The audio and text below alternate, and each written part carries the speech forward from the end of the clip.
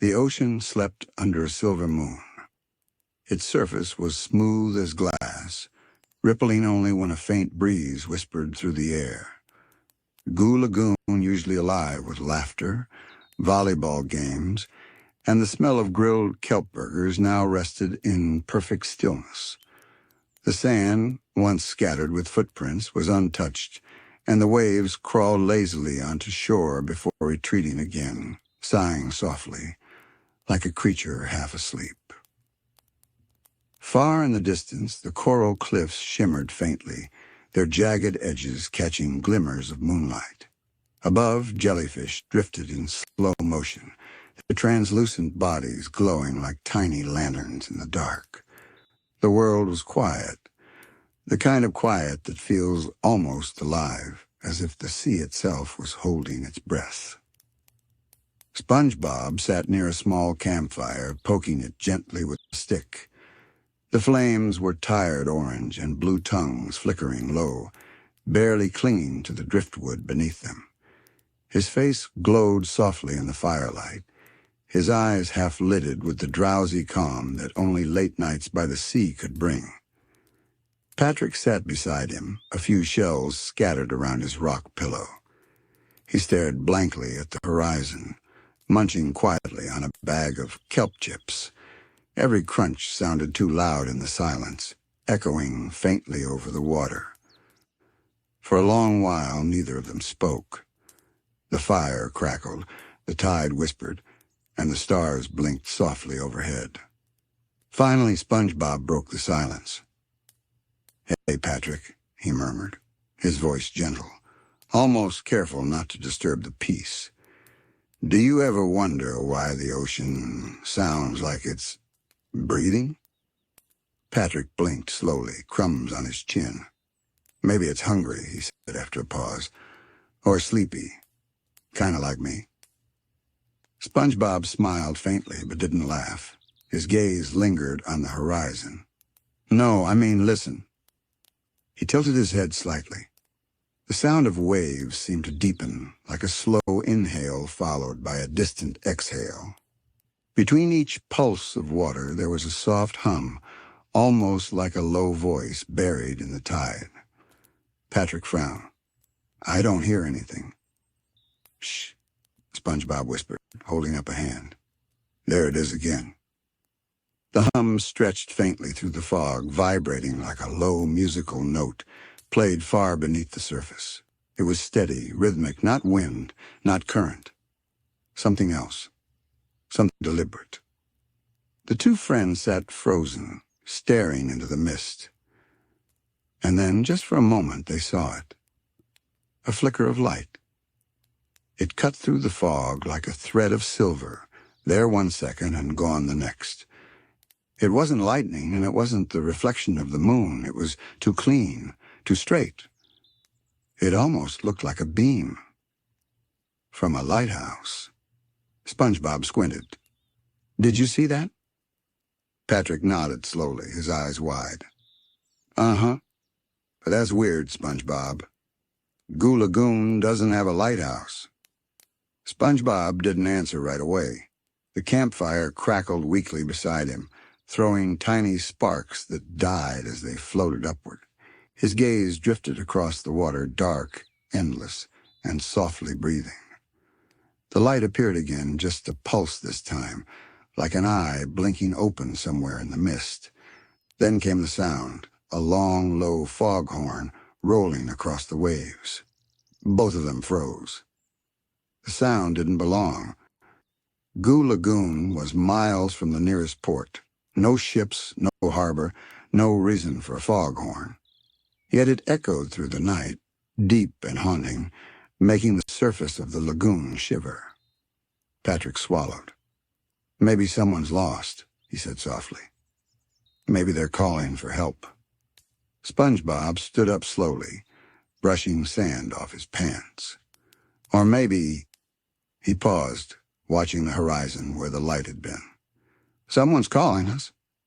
The fire flickered lower and the wood hissing as the moisture in it boiled away. SpongeBob stepped closer to the water's edge, where the waves kissed the sand and withdrew. His reflection shimmered and distorted two bright eyes, staring into a mirror made of liquid moonlight. He could feel something in the air now, a pull, faint but certain. The same feeling he got when jellyfishing in places he wasn't supposed to go, when the ocean seemed to whisper secrets he couldn't quite understand.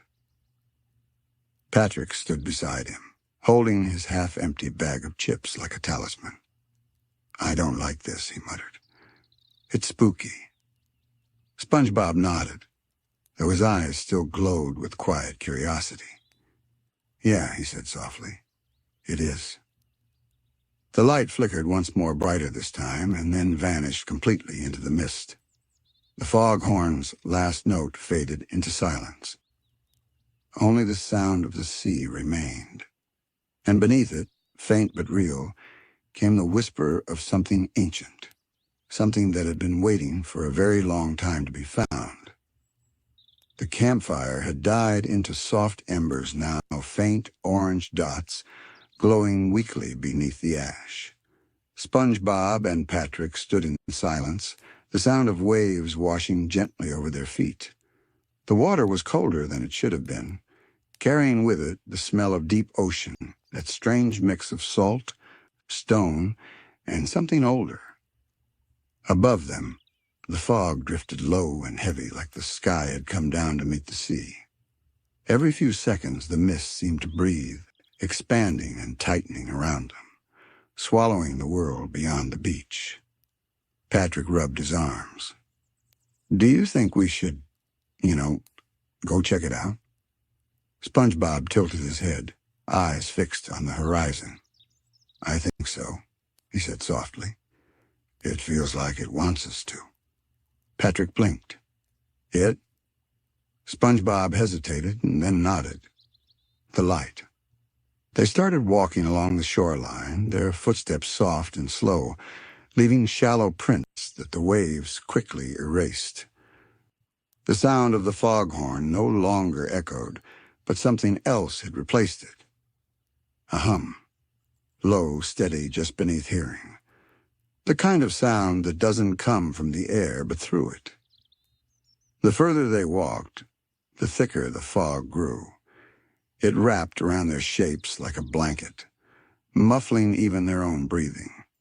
Every so often, SpongeBob would catch glimpses of movement, something shifting just at the edge of his vision. Not a creature, not quite a shadow, but more like the ocean itself stirring in its sleep. Patrick stopped and squinted. "Hey, SpongeBob, are you sure we're not just walking in circles? Everything looks the same." SpongeBob glanced back. Their campfire was gone. The beach behind them had disappeared into the mist. "I'm sure," he said, though his voice didn't sound as confident as he hoped. "Just keep walking. I can still feel the light ahead." Patrick frowned. "Feel it? You mean like inside your brain?" SpongeBob smiled faintly. "Something like that." They walked in silence for what felt like a long time. Time at night on the ocean always moves strangely too slow, too still. The only thing that seemed to change was the texture of the sand beneath their feet, growing cooler and smoother as they neared the waterline. Then faintly it appeared again. A beam of pale light broke through the fog, just for a second, a slice of brightness cutting across the water. Both of them stopped. The light swayed gently, like a pendulum, moving in slow arcs as though searching for something. Each time it swept across the lagoon, it made the fog around them shimmer like glass. Patrick took a step closer to the water, his reflection bending and stretching beneath him. "That's definitely a lighthouse," he whispered.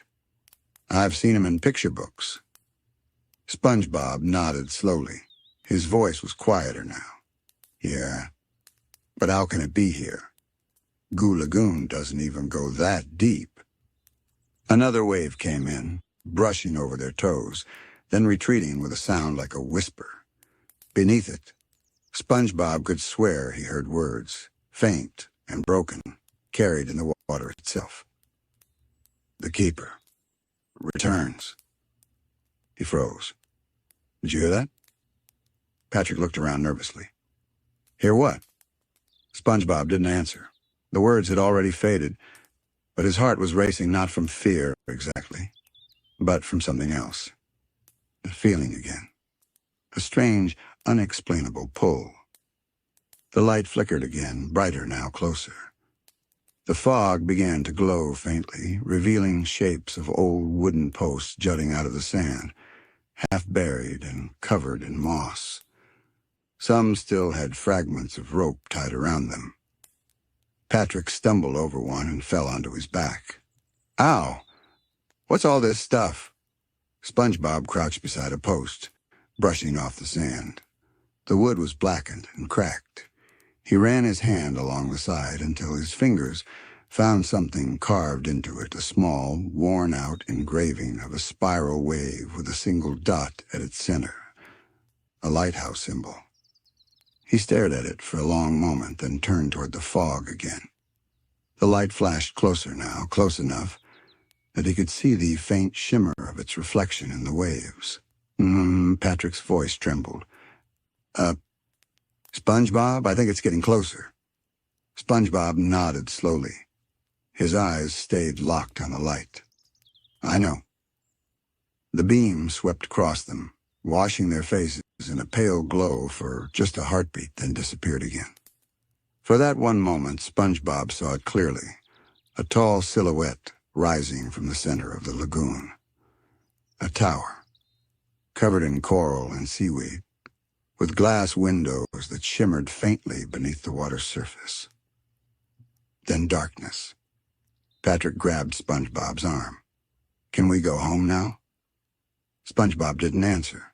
He was still staring at the place where the tower had been, trying to make sense of it, a lighthouse in the middle of a lagoon that had never had one. The fog began to thin just slightly, and the sound of the sea grew softer again. The hum faded, replaced by the gentle hiss of the tide. Patrick yawned. Maybe we dreamed it. SpongeBob looked at him and smiled faintly. Maybe. But sometimes dreams leave footprints. He pointed down at the sand where their prints had led directly into the waves, and not a single one had come back out. Morning didn't arrive suddenly. It crept into Goo Lagoon like a shy visitor, slow, pale, uncertain. The fog still hung heavy, but now the horizon carried a faint tint of lavender and gold, the color of seashells when the sun first touches them. SpongeBob blinked awake, his face half buried in sand. He didn't remember falling asleep. One moment he had been staring into the fog, and the next, darkness had wrapped around him like a tide pulling him under. He sat up slowly. The air was cool, carrying that gentle chill that comes just before sunrise. His clothes were damp, and the salt clinging to him like thin frost. For a brief, dizzy second, he wondered if he had dreamed it all, the light, the hum, the foghorn. Then he saw Patrick. His friend was lying on his back nearby, snoring softly, half covered in a thin layer of sand. His pink belly rose and fell rhythmically, and beside him sat the empty bag of kelp chips, now filled only with seashells the tide must have dropped off during the night. SpongeBob smiled faintly. Good morning, buddy. Patrick didn't move. SpongeBob stood up and brushed himself off, gazing toward the water. The fog was starting to lift now, revealing the long stretch of the lagoon, soft waves curling onto the beach, sunlight beginning to glint off the surface. It looked peaceful, normal, too normal. He turned around, scanning the shore for their campfire. The ashes were there, black and cold, surrounded by small round stones they had placed to keep it steady. Their footprints were still visible in the sand, leading toward the water's edge, but then they stopped. No return prints. SpongeBob frowned. We walked here, he whispered to himself, tracing the path with his eyes. But how did we come back? Something metallic caught his attention in the distance, half buried beneath a pile of wet sand and seaweed. The morning light glinted off it faintly. Curious, SpongeBob walked closer, his square shoes sinking slightly into the damp ground. As he brushed the sand away, the shape began to take form, a large, rusted metal plate, old and weathered, its edges corroded by salt. There were words engraved on it. SpongeBob squinted, leaning closer. Property of Goo Lagoon Lighthouse at Dinana. His breath caught. Patrick! Patrick, wake up! Patrick groaned, rubbing his eye. 5 more minutes. No, really, look at this. Patrick rolled over, blinking. What's it say? SpongeBob pointed at the letters. A lighthouse. Here. In Goo Lagoon. Patrick blinked a few times. Since when do lagoons have lighthouses? That's the thing. SpongeBob ran his fingers over the rusted surface. They don't? The metal groaned faintly as he moved it, and beneath it, he saw more fragments of old planks, a few shattered glass shards, even a bent piece of railing. All of it looked ancient, coated in barnacles and sand, as though it had been sleeping here for years. He crouched down, eyes thoughtful. Patrick, I think the lighthouse was real. Patrick tilted his head. The one we saw last night? Yeah, maybe it was buried or sunk or... He hesitated. Forgotten. Patrick scratched his head. How do you forget a big light tower? SpongeBob smiled faintly. Maybe it wanted to be forgotten. A gust of sea wind swept through, carrying with it a faint echo like the low sound of a foghorn, far away, muted by time. Patrick's eyes widened. Did you hear that? SpongeBob nodded slowly. Yeah, it's still out there. They both turned toward the water. The surface was calm, but every few seconds, small ripples formed circles spreading outward, vanishing into the distance. The sound came again, softer this time, like a sigh. Patrick hugged himself. I don't like sighing oceans. SpongeBob chuckled quietly, though the unease hadn't left his voice. Come on, let's see what else is down here. They started digging, using pieces of driftwood as makeshift shovels. The deeper they went, the more pieces they found: broken gears, corroded lanterns, an old compass that no longer pointed north. Each piece whispered of something that had once been grand. Then SpongeBob's hand brushed against something different, something smooth and cool. He wiped the sand away and found a circular brass plate, perfectly round and untarnished despite its age. In the center was the same spiral wave symbol he'd seen carved into the wooden post last night. A wave with a single dot in the middle. SpongeBob held it up, eyes wide. Patrick, this symbol, it's the same one we saw by the water. Patrick frowned. So the light was real? SpongeBob nodded slowly. I think so, and whatever this is, it's connected to it. The two of them sat quietly, staring at the plate as the tide began to creep closer. The morning light glimmered across its surface, reflecting faint, ghostly beams into the fog. For a moment, SpongeBob could almost see it again, the tall, glowing tower, the humming crystal at its top, the light sweeping over the sea like a heartbeat. He blinked, and the vision vanished. The foghorn echoed once more, faint, distant, and sad. Patrick looked nervous.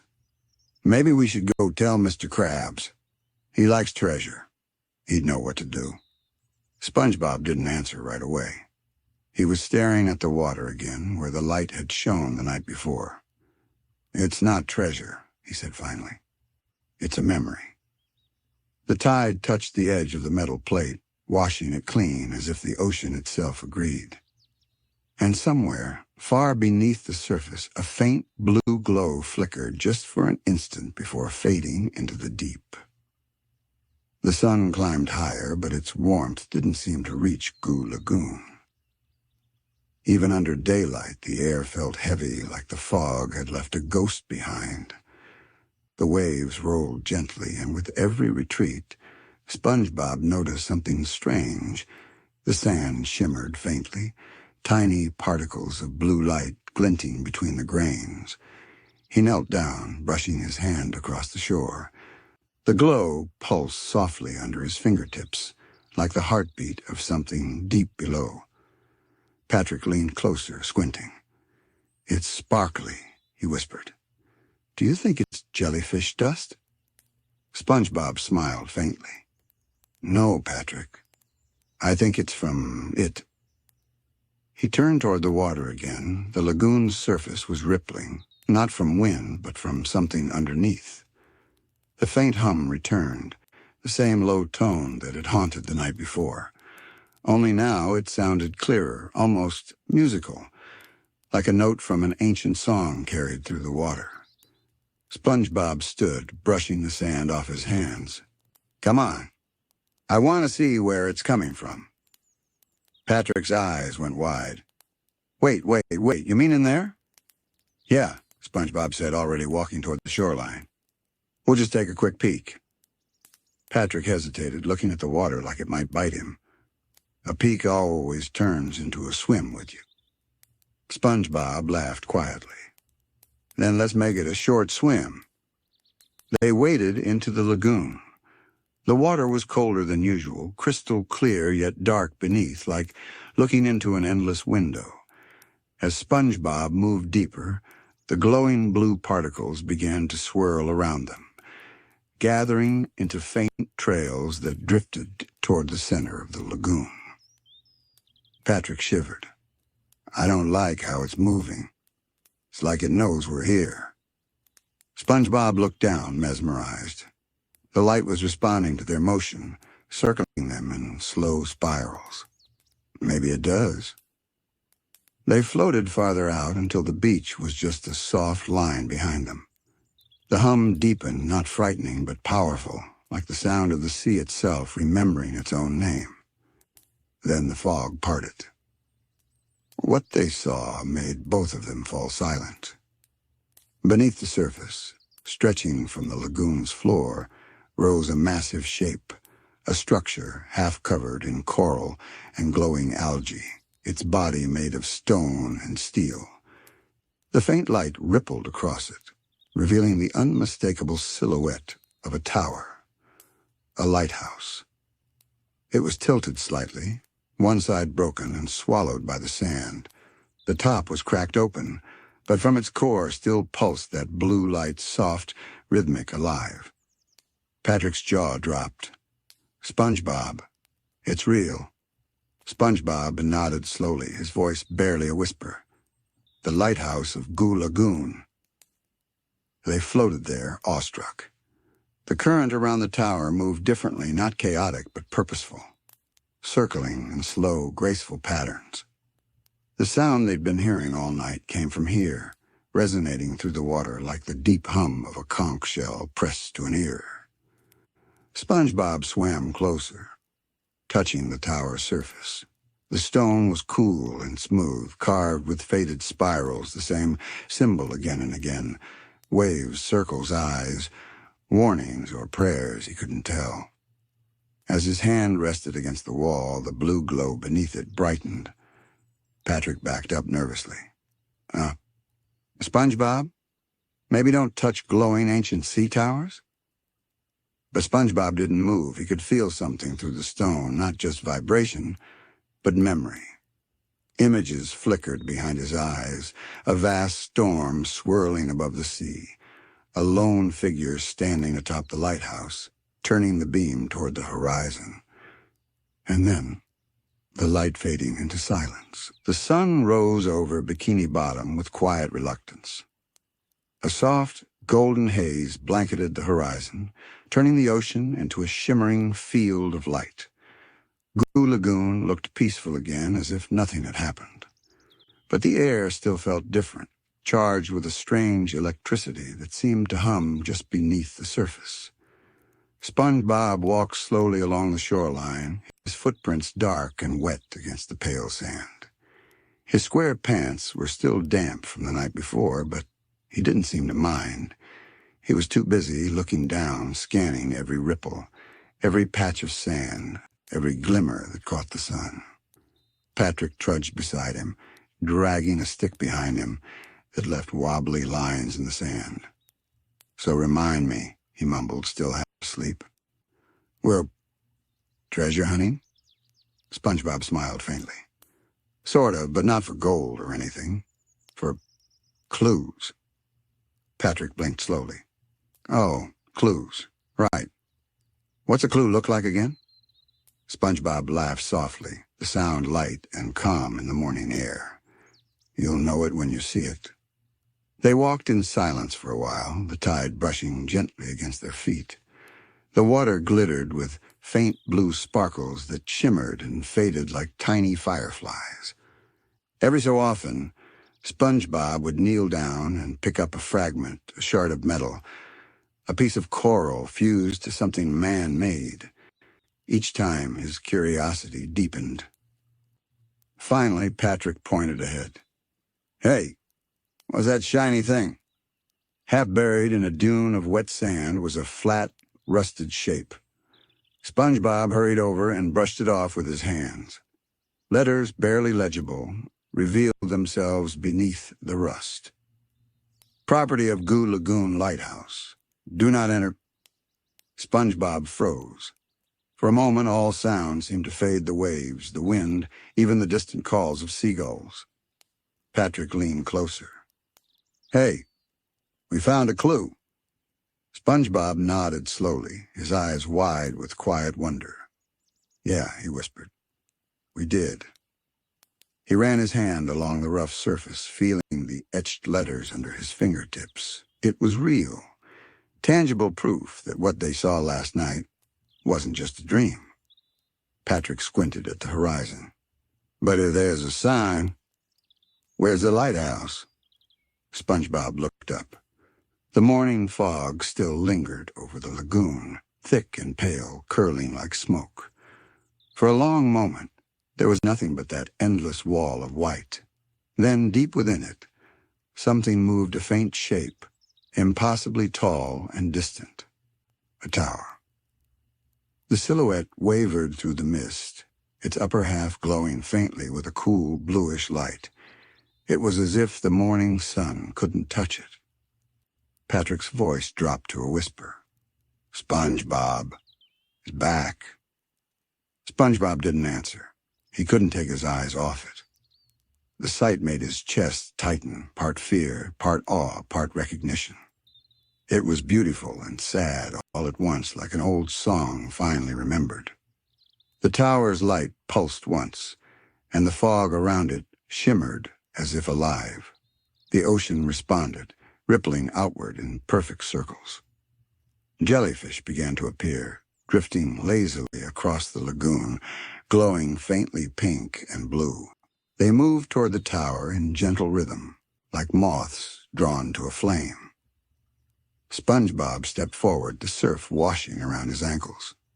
"They're following it," he whispered, "like they remember it too." Patrick frowned.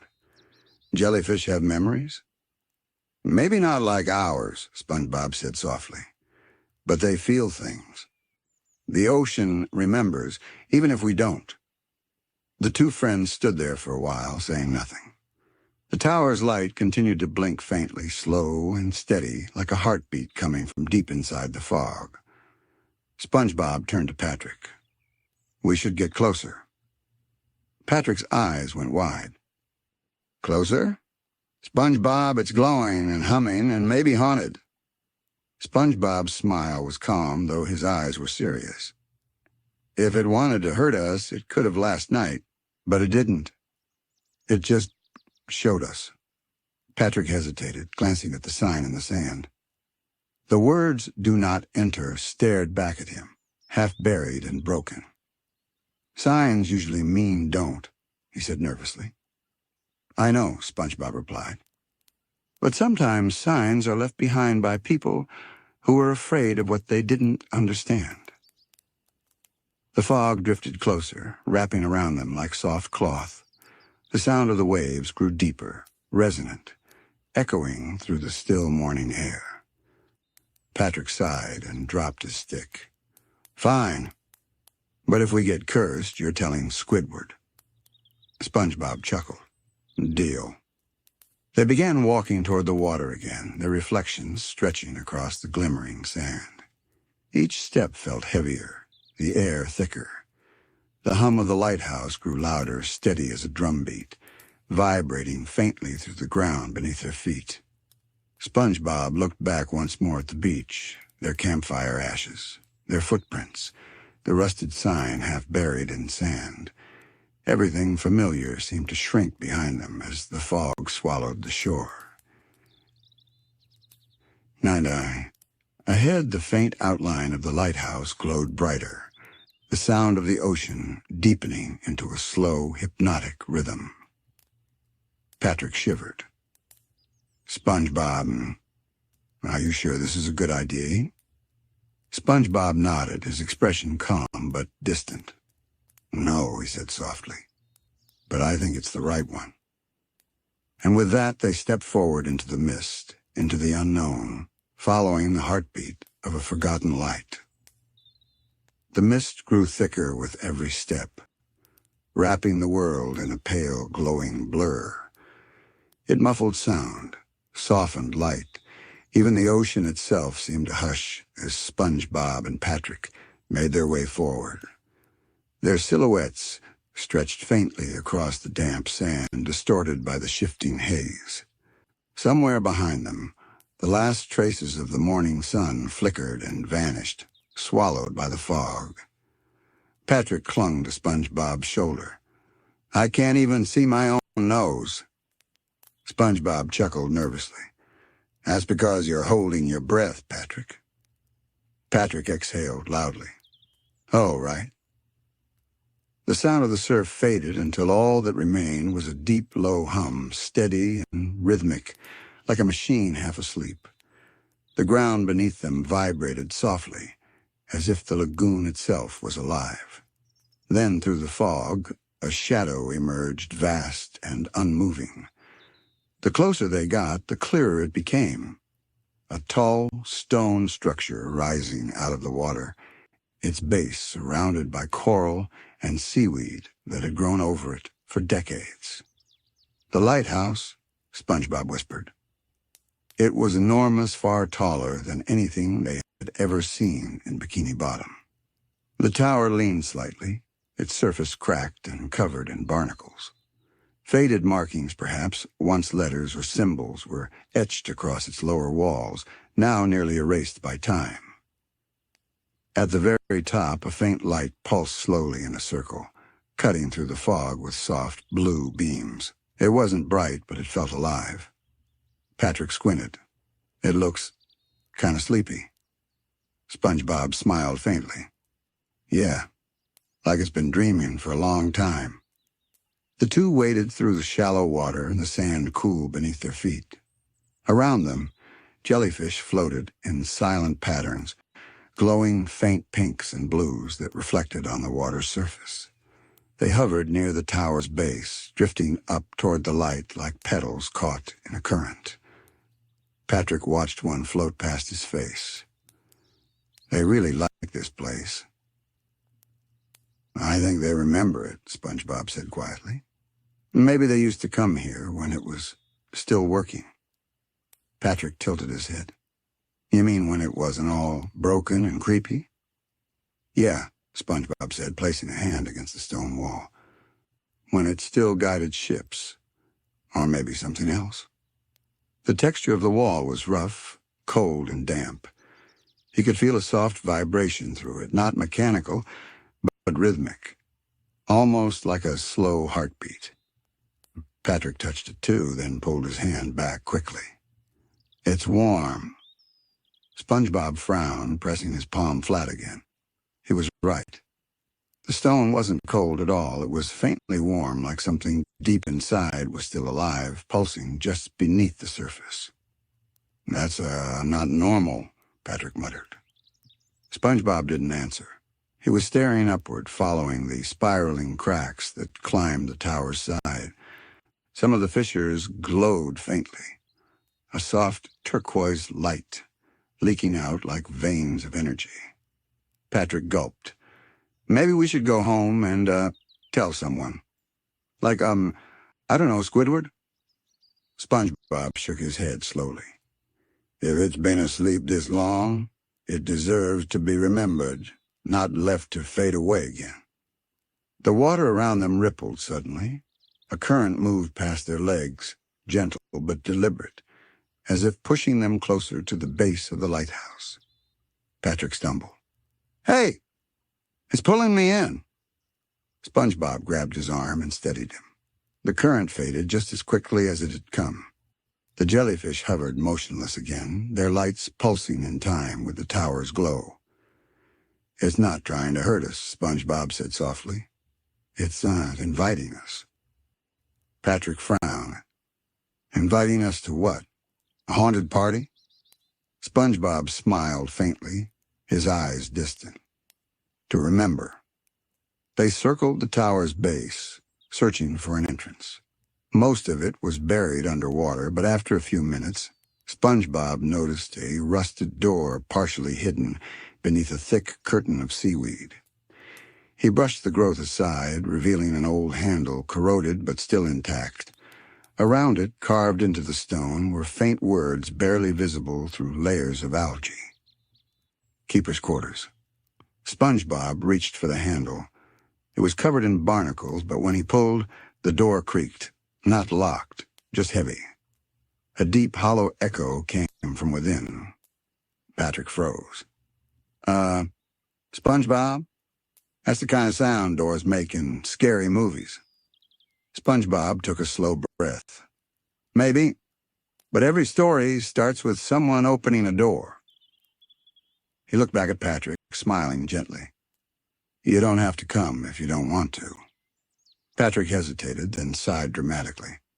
Fine, but if I see even one ghost, I'm turning into a pancake and floating home. SpongeBob giggled and pushed the door open. Inside, the air was cold and damp. Dust and water particles floated like tiny stars in the narrow beam of light spilling from the doorway.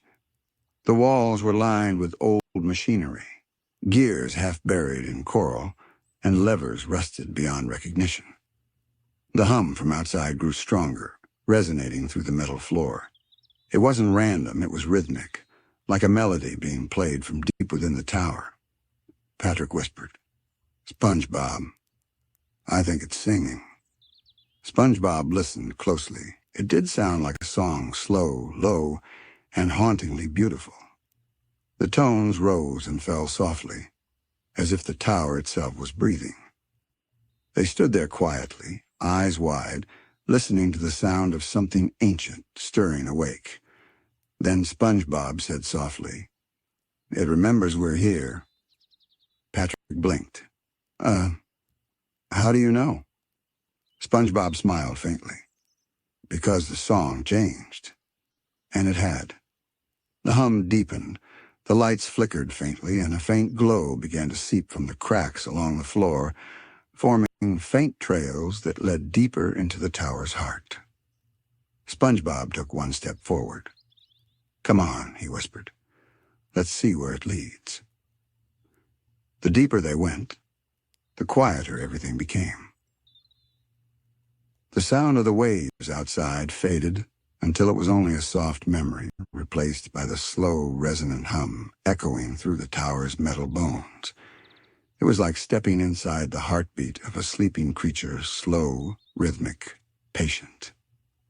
SpongeBob led the way, holding a small jellyfish jar that glowed faintly, casting a soft blue light on the walls. The jellyfish inside floated calmly, its tendrils waving like ribbons in slow motion. Patrick followed closely behind, clutching a broken pipe like a bat. If anything spooky jumps out, he whispered, I'll politely ask it to stop. SpongeBob smiled, though his voice was hushed. "I don't think there's anything bad here, Patrick. Just forgotten things." The corridor curved gently downward, its floor slick with algae. The glowing cracks along the walls pulsed softly, leading them deeper like breadcrumbs made of light.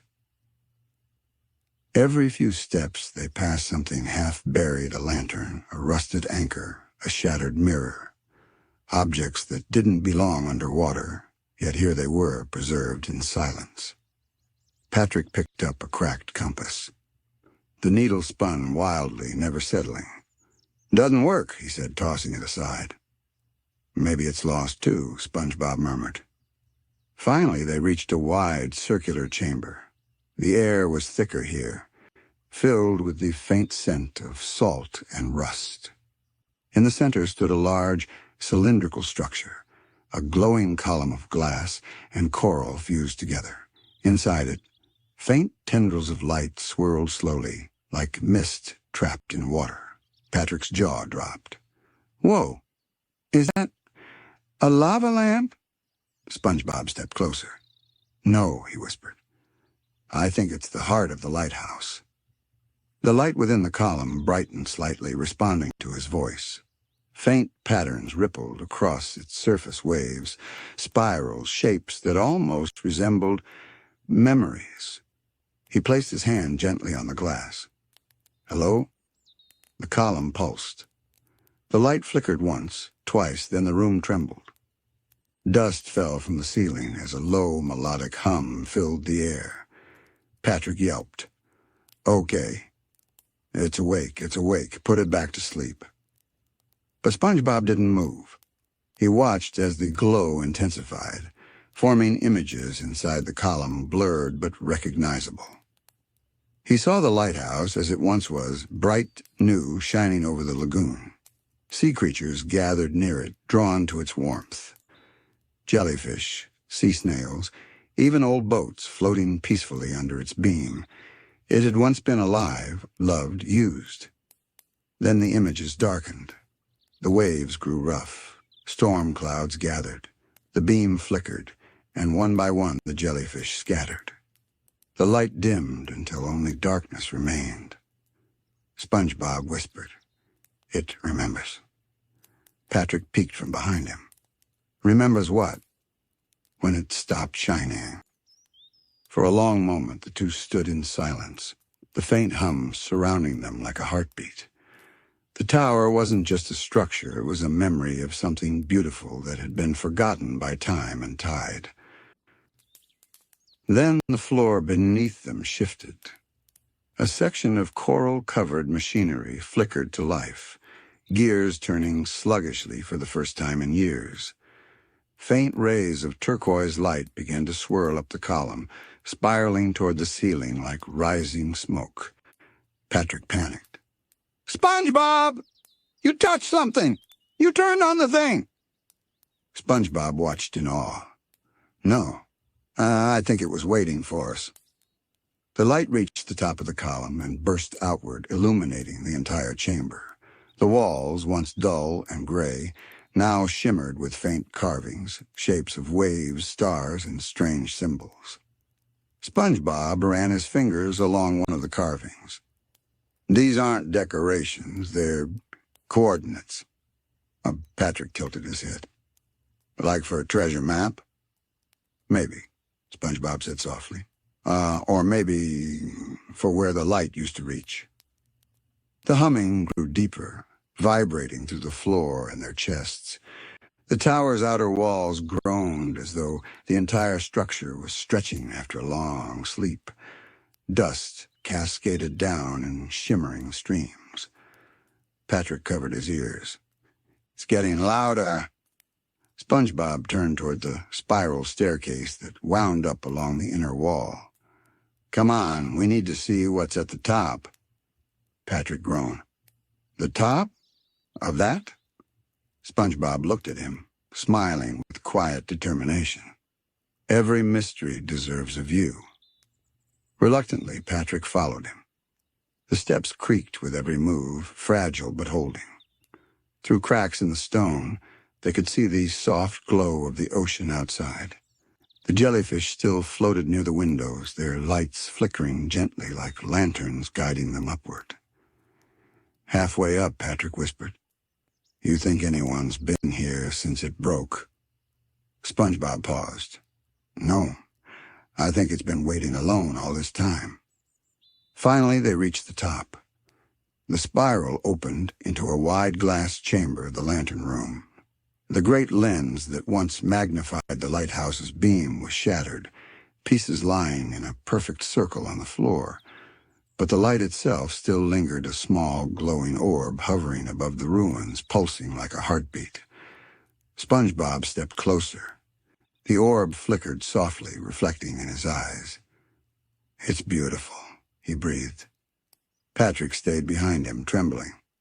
SpongeBob, what if it doesn't want us here? SpongeBob smiled faintly. Then it would have stopped us long ago. He reached out, and for a second the orb flickered brighter, almost recognizing him. Then it released a faint, harmonic tone, low, melodic, and full of memory. The glass shards on the floor began to vibrate, shifting back into place one by one, forming a circle beneath the light. The entire room filled with a soft, turquoise glow that spilled out the windows and into the fog. Outside, the jellyfish gathered in swarms, circling the tower. The waves shimmered. The ocean glowed. Patrick stared in disbelief. You fixed it. SpongeBob shook his head slowly. No, it fixed itself. It just needed someone to remember it existed.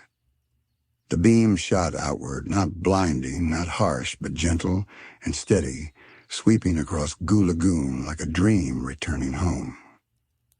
Far below, the fog began to lift. The beach appeared again.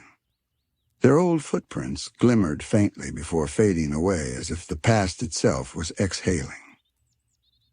The lighthouse hummed softly, its rhythm slow and peaceful. Patrick looked at SpongeBob. So, now what? SpongeBob watched the lights spin across the sea, his voice calm and full of quiet wonder.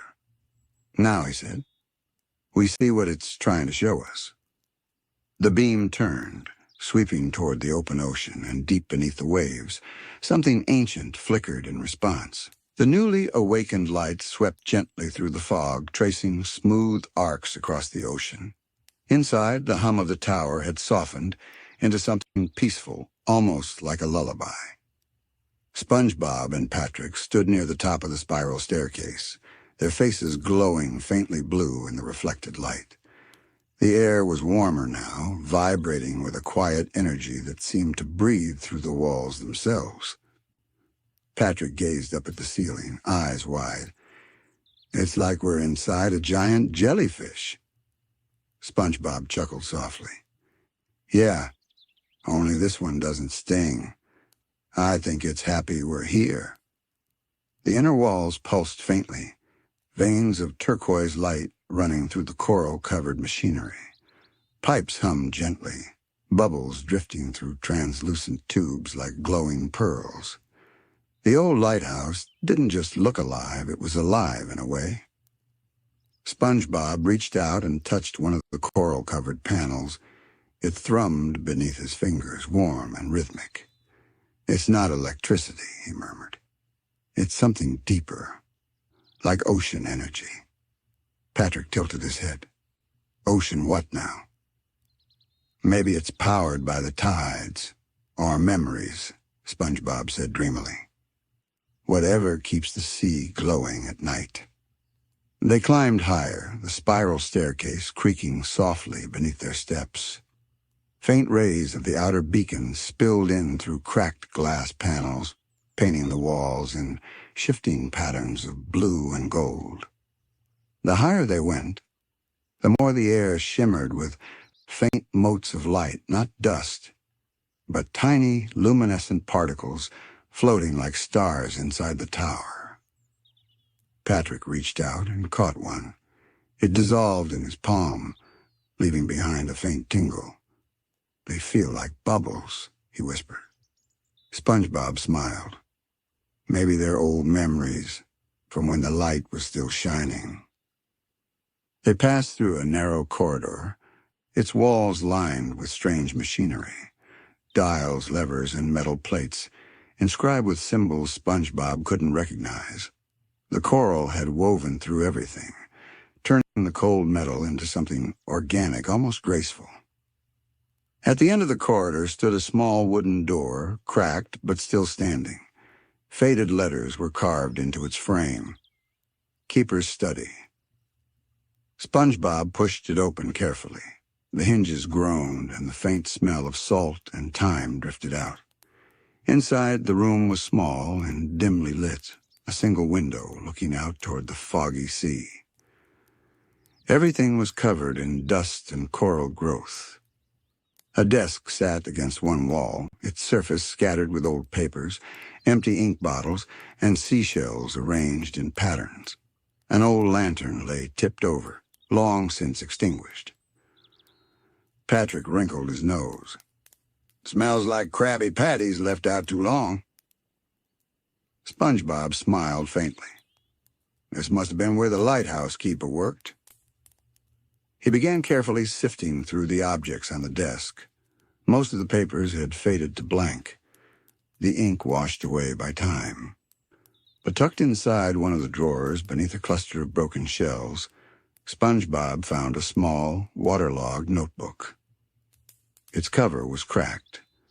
The pages stuck together, but when he opened it, faint writing still remained. The first line was shaky but legible. "The light has dimmed again. The sea does not answer." SpongeBob's eyes softened. He must have written this before the lighthouse stopped working. Patrick leaned in, squinting at the faded words. "What's it say next?" SpongeBob turned the page slowly. "The jellyfish no longer gather near the shore. I fear the heart crystal is fading. Without it, the ocean will lose its glow, and Goo Lagoon will fall silent." They both grew quiet. Patrick whispered, "The heart crystal. And that's what's at the top, right?" SpongeBob nodded slowly. "It must have been what powered the light. But if it faded, maybe that's why everything forgot this place." He turned another page. The ink here was smeared as if written in a hurry. "The tide grows restless. The crystal hums in its sleep. I can hear it calling, but the others are afraid. They say the light is cursed. I know it only wants to be remembered." SpongeBob's voice trailed off. The last few lines were illegible, water-stained and torn. Patrick gulped. "So, what happened to him?" SpongeBob closed the diary gently. Maybe he vanished when the light finally went out, or maybe he became part of it. The air shifted. A faint breeze drifted through the open window, carrying the scent of salt and old memories. Somewhere deeper in the tower, the hum changed pitch lower now, more resonant, as if acknowledging their discovery. Patrick looked nervous. "You think it knows we're reading its diary?" SpongeBob smiled softly. "I think it's just glad someone finally did." They left the study quietly, the soft glow from the crystal chamber above calling them onward. The staircase spiraled again, and with every step, the light grew brighter, a soft, radiant blue that filled the air with warmth and calm. At last, they reached the top chamber. The broken glass had repaired itself partially, and in the center stood the glowing crystal they'd seen earlier, larger now, shining with slow, pulsing waves of light. The hum surrounded them completely. It wasn't mechanical at all. It sounded almost alive, like a voice humming from within the ocean itself. Patrick whispered, "It's beautiful." SpongeBob nodded, stepping closer. The crystal's glow reflected in his wide eyes. "It's not just light. It's memory. Everything this place ever was, it's stored in there." He placed his hand gently on the base of the crystal. It was warm, and when he touched it, the glow rippled outward like a heartbeat. For a moment, SpongeBob could almost hear whispers, soft voices, echoes of laughter, the sound of waves crashing in rhythm. The lighthouse was remembering itself piece by piece. Patrick watched in awe. It's like it's showing you something. SpongeBob nodded slowly. I think it's showing us both. The light from the crystal brightened, flooding the chamber in soft blue and gold waves. It pulsed slowly, matching the rhythm of the ocean beyond the windows. SpongeBob stood still, hand on the crystal, eyes wide as images began to form within its depths. Faint outlines at first, then clearer with each heartbeat of light. Patrick leaned close. SpongeBob, I think it's playing a movie. SpongeBob didn't answer. He was mesmerized. Inside the crystal, they could see the past and the lighthouse standing tall and proud, its beacon shining strong over a calm, glimmering Goo Lagoon. The water sparkled with jellyfish and tiny schools of fish swirling around the base. Then the image shifted. A figure appeared inside the tower, tall, lean, wearing a long, old-fashioned coat. His face was mostly hidden beneath the brim of a wide hat, but his posture spoke of patience and solitude. The keeper, SpongeBob whispered. He watched as the man adjusted gears, turned dials, and checked glowing gauges. Each movement was careful and deliberate. The light responded to his touch, brightening with every twist and turn. The man seemed to hum softly a tune that echoed faintly through the crystal itself. Patrick tilted his head. He's singing to it. SpongeBob nodded. He kept it alive with his voice. The light must have needed harmony, not just power. The image grew darker. A storm began to brew. Waves crashed against the shore, thunder rumbling through the vision. The keeper rushed to secure the machinery, but something in the crystal flickered. The light pulsed erratically, then dimmed. SpongeBob's reflection glowed against the crystal surface. He could almost feel the panic of that moment, the keeper shouting silently as the beacon faltered. Patrick's voice trembled. What's happening? The light's dying, SpongeBob said softly. The heart crystal was losing its connection. The storm inside the vision raged on. The keeper knelt beside the crystal, pressing his hands against it, whispering something inaudible. The light flickered again, weaker each time, until finally a single flash illuminated his face. For the first time, they could see him clearly. His eyes were bright and kind, but tired, the look of someone who had stayed awake for too many nights watching over others. Then, with a final pulse, the light went out completely. The image shattered like glass. The glow from the crystal dimmed, returning to its slow, steady hum. The silence afterward felt heavy sacred. SpongeBob lowered his hand, eyes still fixed on the now quiet light. He didn't abandon it. He stayed until the end. Patrick scratched his head. So, he didn't run away? No, SpongeBob said softly. He became part of the light. That's why it still remembers him. That's why it woke up when we came. Patrick looked around nervously. You mean he's still here? SpongeBob turned to him with a small smile. In a way, yes. The lighthouse keeps the memory of its keeper. That's why it sings. Patrick frowned, trying to understand. So it's like when I hum in the shower and the bubbles hum back. SpongeBob chuckled quietly. Exactly like that, Patrick. The hum in the chamber deepened again, softer now, almost like a sigh of relief. The light seemed calmer content. The glowing veins along the walls pulsed in slow rhythm, casting rippling reflections on their faces. SpongeBob looked out the window. The view was breathtaking. The fog had thinned, revealing the shimmering ocean below. Goo Lagoon looked different now, bathed in the lighthouse's restored glow. The water sparkled as if waking from a long dream. Patrick pressed his face to the glass. Wow, everything's glowing. Even the jellyfish look happier. SpongeBob nodded, his voice warm. It's like the lagoon remembers the light, too.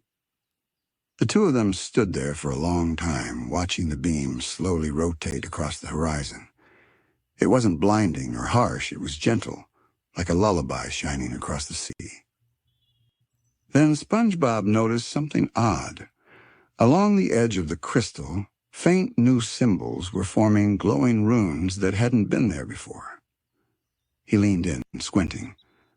Patrick, these are the same markings from the diary. Patrick blinked. You mean the squiggly ones? Yeah, SpongeBob murmured. They're coordinates, but now they're glowing again.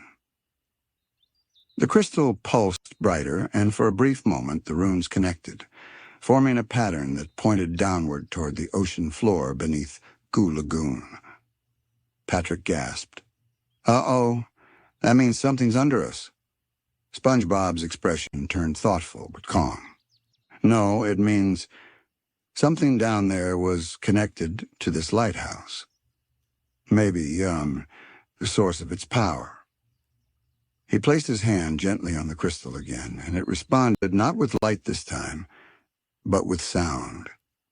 A low, melodic tone reverberated through the chamber, vibrating the air.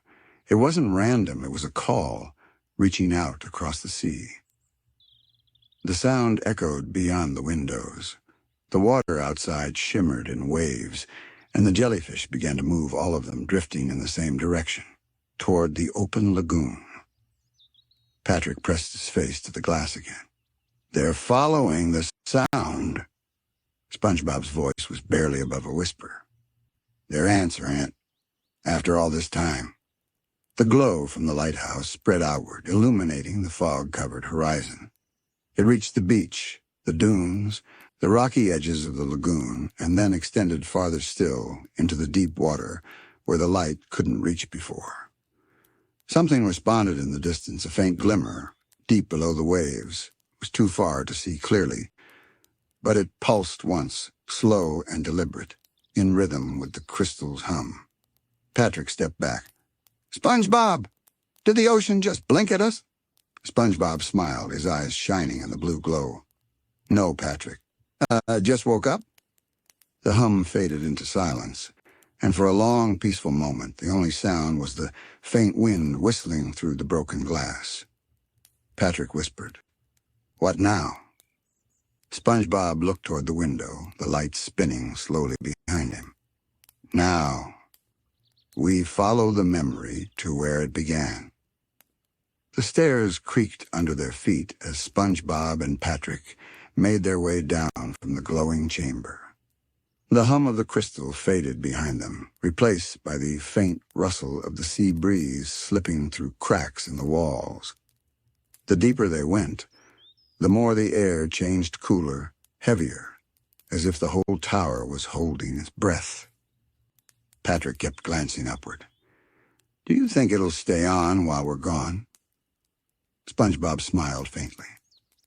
It's been waiting for someone to remember it.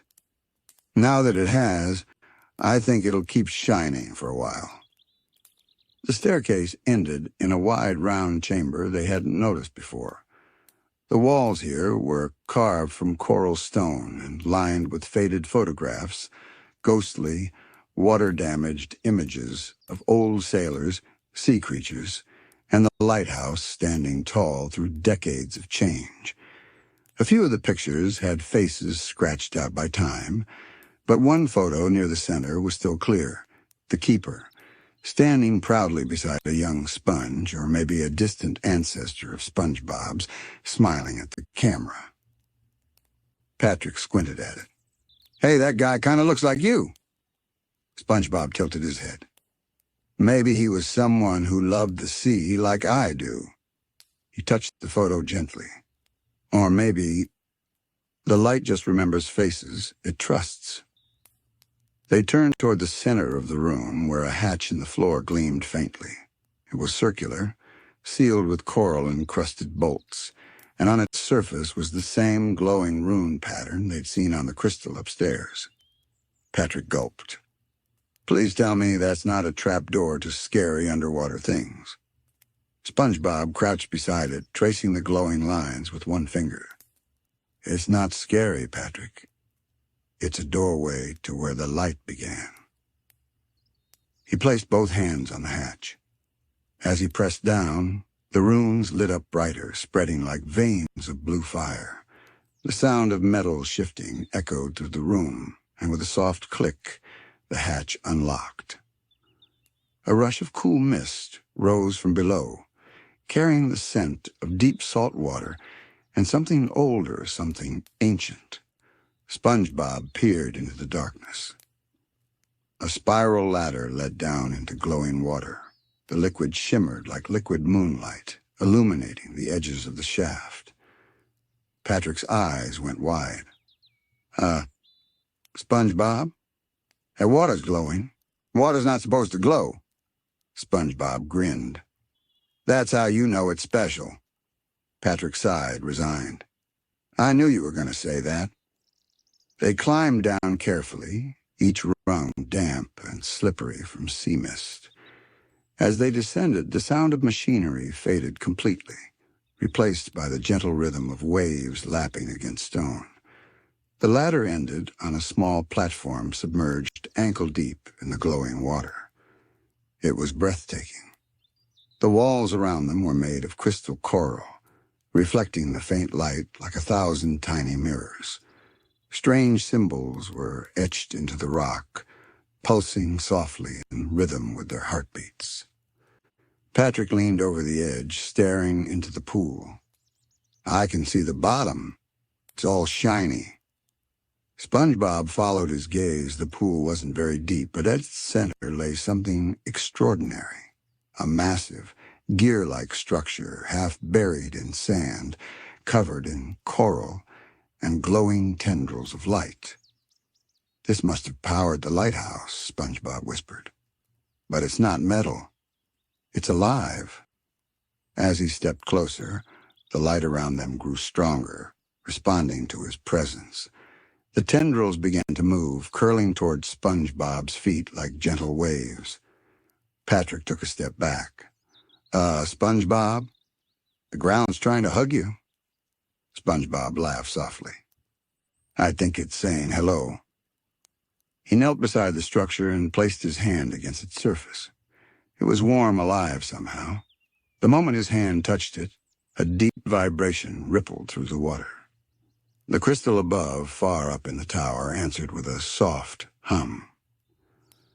The two sounds blended, one from above, one from below, creating a harmony that filled the chamber. It wasn't just noise, it was music, slow, ancient, and full of meaning. Patrick blinked as bubbles rose all around them. Whoa, it's singing back. SpongeBob's eyes filled with wonder. The lighthouse and the ocean were never separate. They were always part of the same heart. The light beneath the water pulsed one final time, brighter than before, and then steadied. The runes along the walls glowed in sequence like breathing. Then, as suddenly as it began, the vibration stopped. Silence filled the air again, but not the cold, empty kind. It was peaceful, fulfilled. SpongeBob slowly withdrew his hand. The glow remained steady now, the same tranquil blue as the ocean on a calm morning. Patrick smiled. So, we fixed it? SpongeBob nodded. We didn't fix it. We reminded it. He looked up toward the ceiling, where faint beams of light from the lighthouse's top shone down the spiral shaft.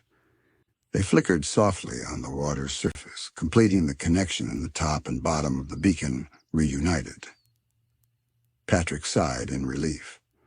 Well, that's nice. No ghosts, no monsters, no exploding lights. I can live with that. SpongeBob chuckled. Sometimes the scariest thing isn't what's out there, Patrick. It's forgetting what used to shine. Patrick thought for a second, then nodded. That's deep, SpongeBob. Like really deep. Like deeper than my rock. SpongeBob smiled. Exactly, buddy. They climbed back up slowly, leaving the glowing chamber behind. The hatch closed with a soft hiss, sealing the connection once more. As they reached the top level again, the lighthouse beam turned, stronger now, steady, alive. Outside the window, dawn was breaking. The sky shifted from violet to gold, and Goo Lagoon shimmered beneath the renewed light. Patrick stretched, yawning. Can we go home now? I'm tired. SpongeBob looked out at the horizon, the beam sweeping across the sea one last time. Yeah, Patrick. We can go home. The light's awake again. The two friends walked down the beach as the morning sun rose, their reflections stretching long across the sand. Behind them, the lighthouse stood quietly, glowing faintly even under daylight, a guardian returned to its purpose. And far beneath the waves, the ancient mechanism continued to hum softly, a heartbeat of the sea, rekindled by memory and friendship. The morning after, the sky hung pale and glassy, its reflection turning Goo Lagoon into a perfect mirror. The world felt quieter than usual, not in the way of peace, but in the way of holding its breath. SpongeBob stood at the shoreline, the water gently lapping at his square toes. Patrick, half asleep and half buried in sand, snored softly beside him. The lighthouse still glowed faintly behind them, its beams softer now under daylight. Yet every so often, SpongeBob thought he saw something shimmer far below the surface of the lagoon, a slow, steady pulse of blue, deep and deliberate, like the heartbeat of the ocean itself. He couldn't stop thinking about what they'd found beneath the tower, the living mechanism, the way it had sung, back when touched. It wasn't just a machine, it had memory, feeling. It remembered the keeper. SpongeBob knelt at the edge of the water and whispered, "What were you guarding?" The waves gave no answer, only a faint ripple, as if something stirred far beneath. Patrick rolled over, yawning. "SpongeBob, are we still doing spooky light stuff, or can we go get breakfast?" SpongeBob smiled gently. "Soon, Patrick. But I think we need to finish what we started." Patrick blinked. "Finish? You mean like clean up?" "No," SpongeBob said, gazing into the lagoon. "I mean find out what the keeper left behind." The tide shifted, pulling at their feet. For a brief second, the water turned perfectly clear, and SpongeBob could see something below. A shape, large, half buried in the sand, metal, coral. He couldn't tell, but it was glowing faintly, the same color as the crystal from the lighthouse. Patrick saw it too and jumped. "It's looking at us." SpongeBob shook his head. "No, it's calling us." They grabbed their gear, a small raft, a flashlight, and Patrick's favorite snack bag for emergencies. As they paddled out, the air grew cooler. The lagoon, usually full of chatter and laughter, was silent now. Even the jellyfish floated quietly, forming a slow circle around them as if watching. When they reached the center, SpongeBob dropped anchor. The water below glowed faintly blue, swirling in patterns that seemed to form words. Patrick leaned over the edge, upside down.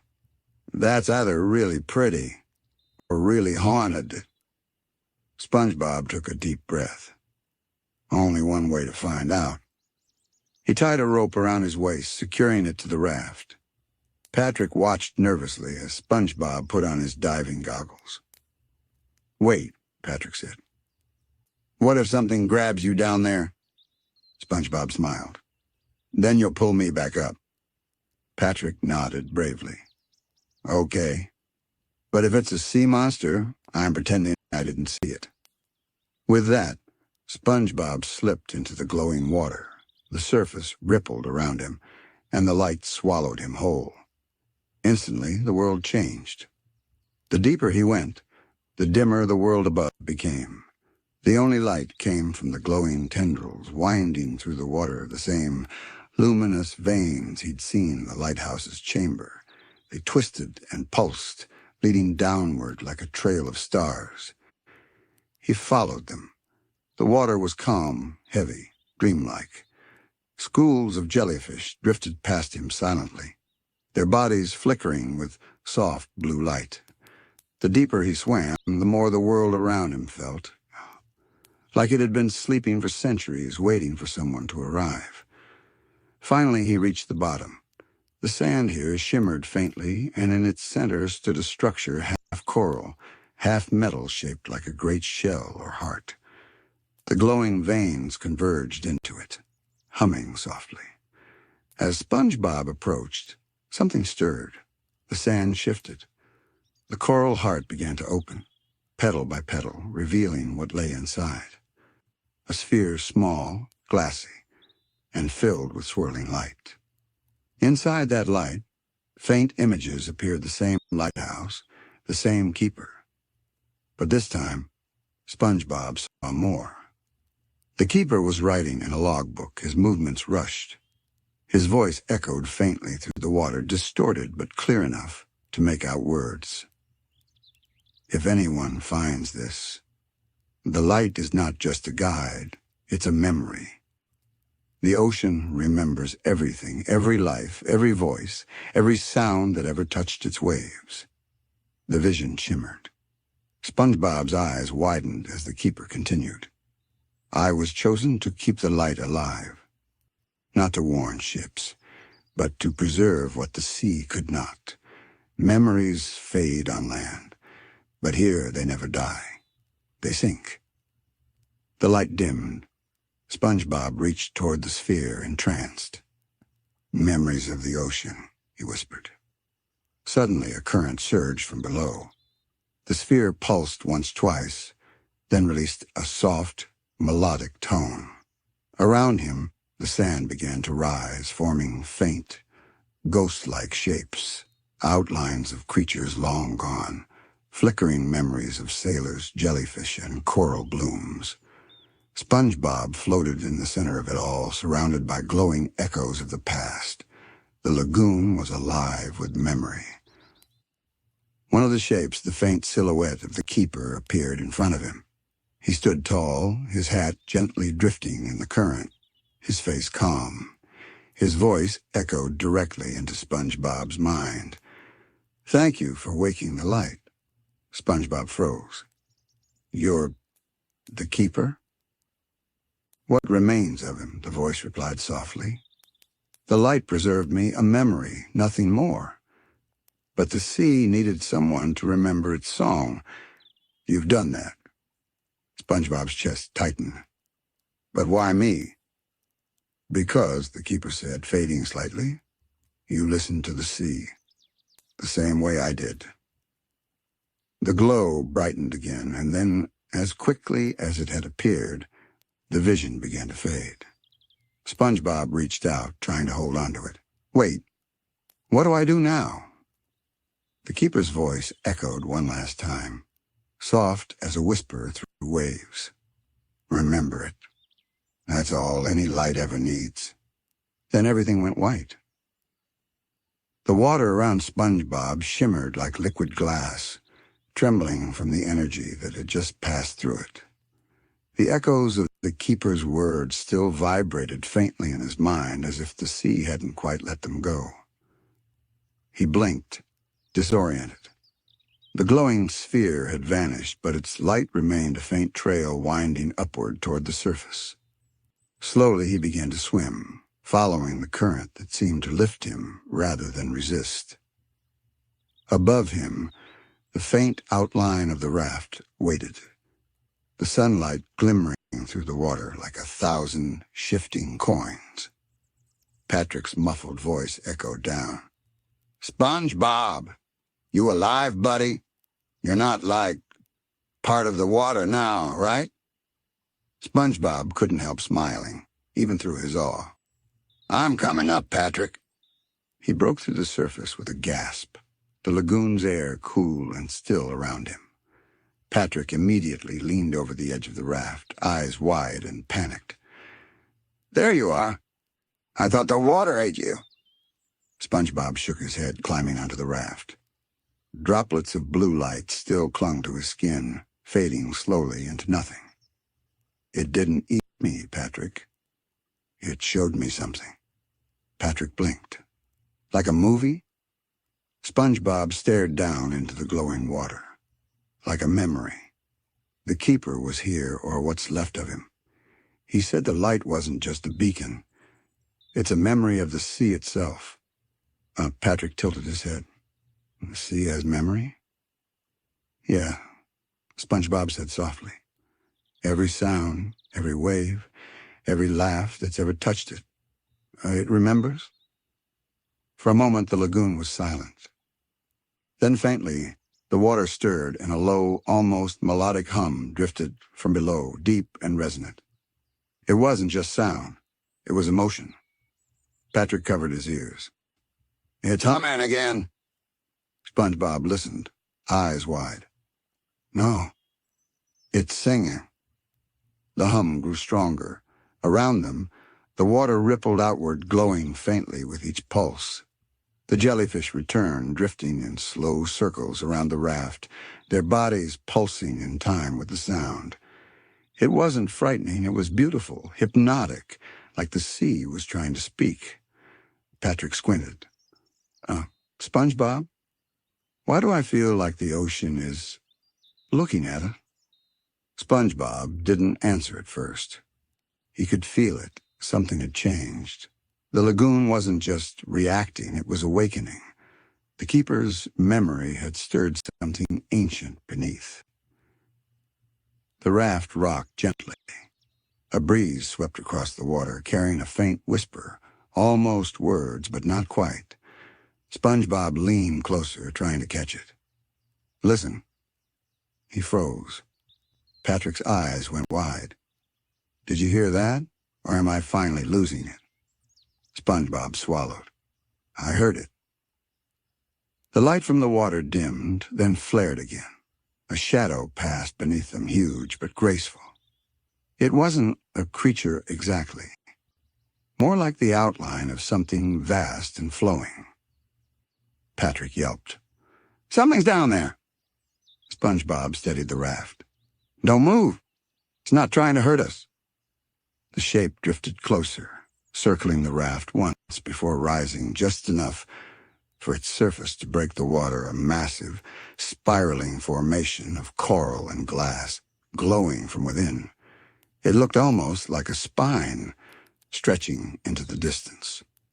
Patrick whispered, "That's not a fish." SpongeBob nodded. "It's part of the lagoon. Maybe it's what the keeper called the heart of the sea." As they watched, small fragments broke away from the formation. Glowing shards that floated toward them like fireflies. SpongeBob reached out and caught one in his palm. It pulsed softly, warm to the touch, and for an instant he heard laughter, faint, distant, and familiar. A child's laughter. SpongeBob blinked. "That sound, I've heard it before." Patrick tilted his head. "Where?" SpongeBob thought back to the nights he and Patrick would play by the lagoon as kids, chasing jellyfish under the moonlight, hearing strange echoes on the wind. Back then he thought it was just the waves, but now he realized it had always been the lagoon's memory speaking to them. He looked up, eyes wide. "Patrick, this place has been calling to us for years. We just didn't know how to listen." Patrick stared blankly, then grinned. "So, we've been talking to water our whole lives?" SpongeBob laughed softly. "Maybe." The shard in his hand glowed brighter, pulsing in rhythm with his heartbeat. Then slowly it floated upward, dissolving into light. The water rippled again this time, forming small, circular waves around them. The voice returned, barely above a whisper now. The memory must rest." Patrick looked around frantically. "Who said that?" Was it me? Did I say that? SpongeBob's voice softened. It's him, the keeper. He's fading. The lagoon's glow began to dim. The jellyfish floated higher, their light fading too. The entire lagoon seemed to sigh, a deep exhale through the still air. SpongeBob placed his hand over the side of the raft. The water felt warm, alive. Rest then, he whispered. We'll remember for you. For a long time, neither of them spoke. The sun climbed higher, burning through the mist. The lighthouse stood tall in the distance, its light now still not gone, but calm. Patrick finally broke the silence. SpongeBob? Yeah? What if the light goes out again? SpongeBob looked at the reflection of the lighthouse across the water. Then we'll light it again. The raft drifted gently back toward shore, guided by a current that felt intentional, like the lagoon itself was carrying them home. As they neared the beach, SpongeBob turned back one last time. For a brief moment, he saw a silhouette standing at the water's edge of the lighthouse, tall, still, and peaceful. The keeper. He raised his hand in quiet farewell. Then, as the sun broke through the clouds, the silhouette vanished into light. By the time SpongeBob and Patrick reached Bikini Bottom, the day had turned golden. Sunbeams spilled through the water like ribbons, and the ocean floor glittered faintly with particles of light, the kind that normally faded after dawn, but now seemed to linger longer than usual. SpongeBob paddled their small raft all the way back to shore, his mind still adrift somewhere between awe and confusion. Patrick, however, had fallen asleep halfway through the journey, face pressed against a soggy snack bag. When they arrived near SpongeBob's pineapple house, he gently nudged Patrick awake. Patrick, we're home. Patrick mumbled something about ghost jellyfish and sleepy breakfast, then blinked awake. Oh, hey, we didn't die. That's a win. SpongeBob smiled softly, but didn't laugh this time. His thoughts were too full. The image of the keeper's silhouette, the glowing coral heart beneath the lagoon, and that whisper the memory must rest, kept echoing in his head. As they stepped off the raft, SpongeBob noticed something strange. Small flecks of blue light clung to his shoes. They shimmered faintly, like embers from the lighthouse had followed him home. He bent down, brushing his hand over the sand. The light spread beneath his fingertips, creating soft ripples that vanished seconds later. Patrick frowned. SpongeBob, is the ground supposed to glow now? SpongeBob looked up. No, but I think it's part of the light's memory. They walked through town together, and though everything looked the same, the Krusty Krab buzzing in the distance, jellyfish floating lazily overhead, there was a quiet strangeness in the air. The sea around them seemed alive in a new way, as if listening. When they passed Mrs. Puff's boating school, SpongeBob paused. The water shimmered near the dock faintly, like the light of Goo Lagoon. Patrick, he whispered, look. From beneath the dock, the reflection of a small lantern flickered, even though there was no lantern hanging above. It was only a shape made of light, bobbing softly in the water, just like the keeper's beacon. Patrick tilted his head. Okay, that's spooky. Nice spooky. But still spooky. SpongeBob crouched, staring at the reflection. The light pulsed once, and then, faintly, he heard it. Laughter. Not menacing or ghostly, but gentle, familiar, like the laughter of the townsfolk echoing through old memories. It vanished after a moment, replaced by silence. Patrick looked uneasy. Maybe the lagoon's memory is leaking? SpongeBob thought for a moment. No, Patrick. It's sharing. They continued toward the Krusty Krab. The familiar smell of sizzling Krabby Patties drifted through the current, and for a moment, SpongeBob felt comforted. Everything looked normal, Squidward, leaning on the counter with a frown. Mr. Krabs counting money in his office, customers chatting. But as SpongeBob stepped behind the grill, something caught his eye. There, inside the sizzling oil, tiny lights flickered between the bubbles, glowing blue dots that danced across the surface, forming faint shapes. A ship, a lighthouse, a face smiling through waves. SpongeBob blinked hard, then leaned closer. The images vanished as the bubbles popped. Okay, he whispered to himself.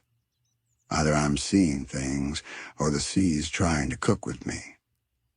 Patrick, sitting at a nearby table, was oblivious. SpongeBob! I think my soda's glowing too.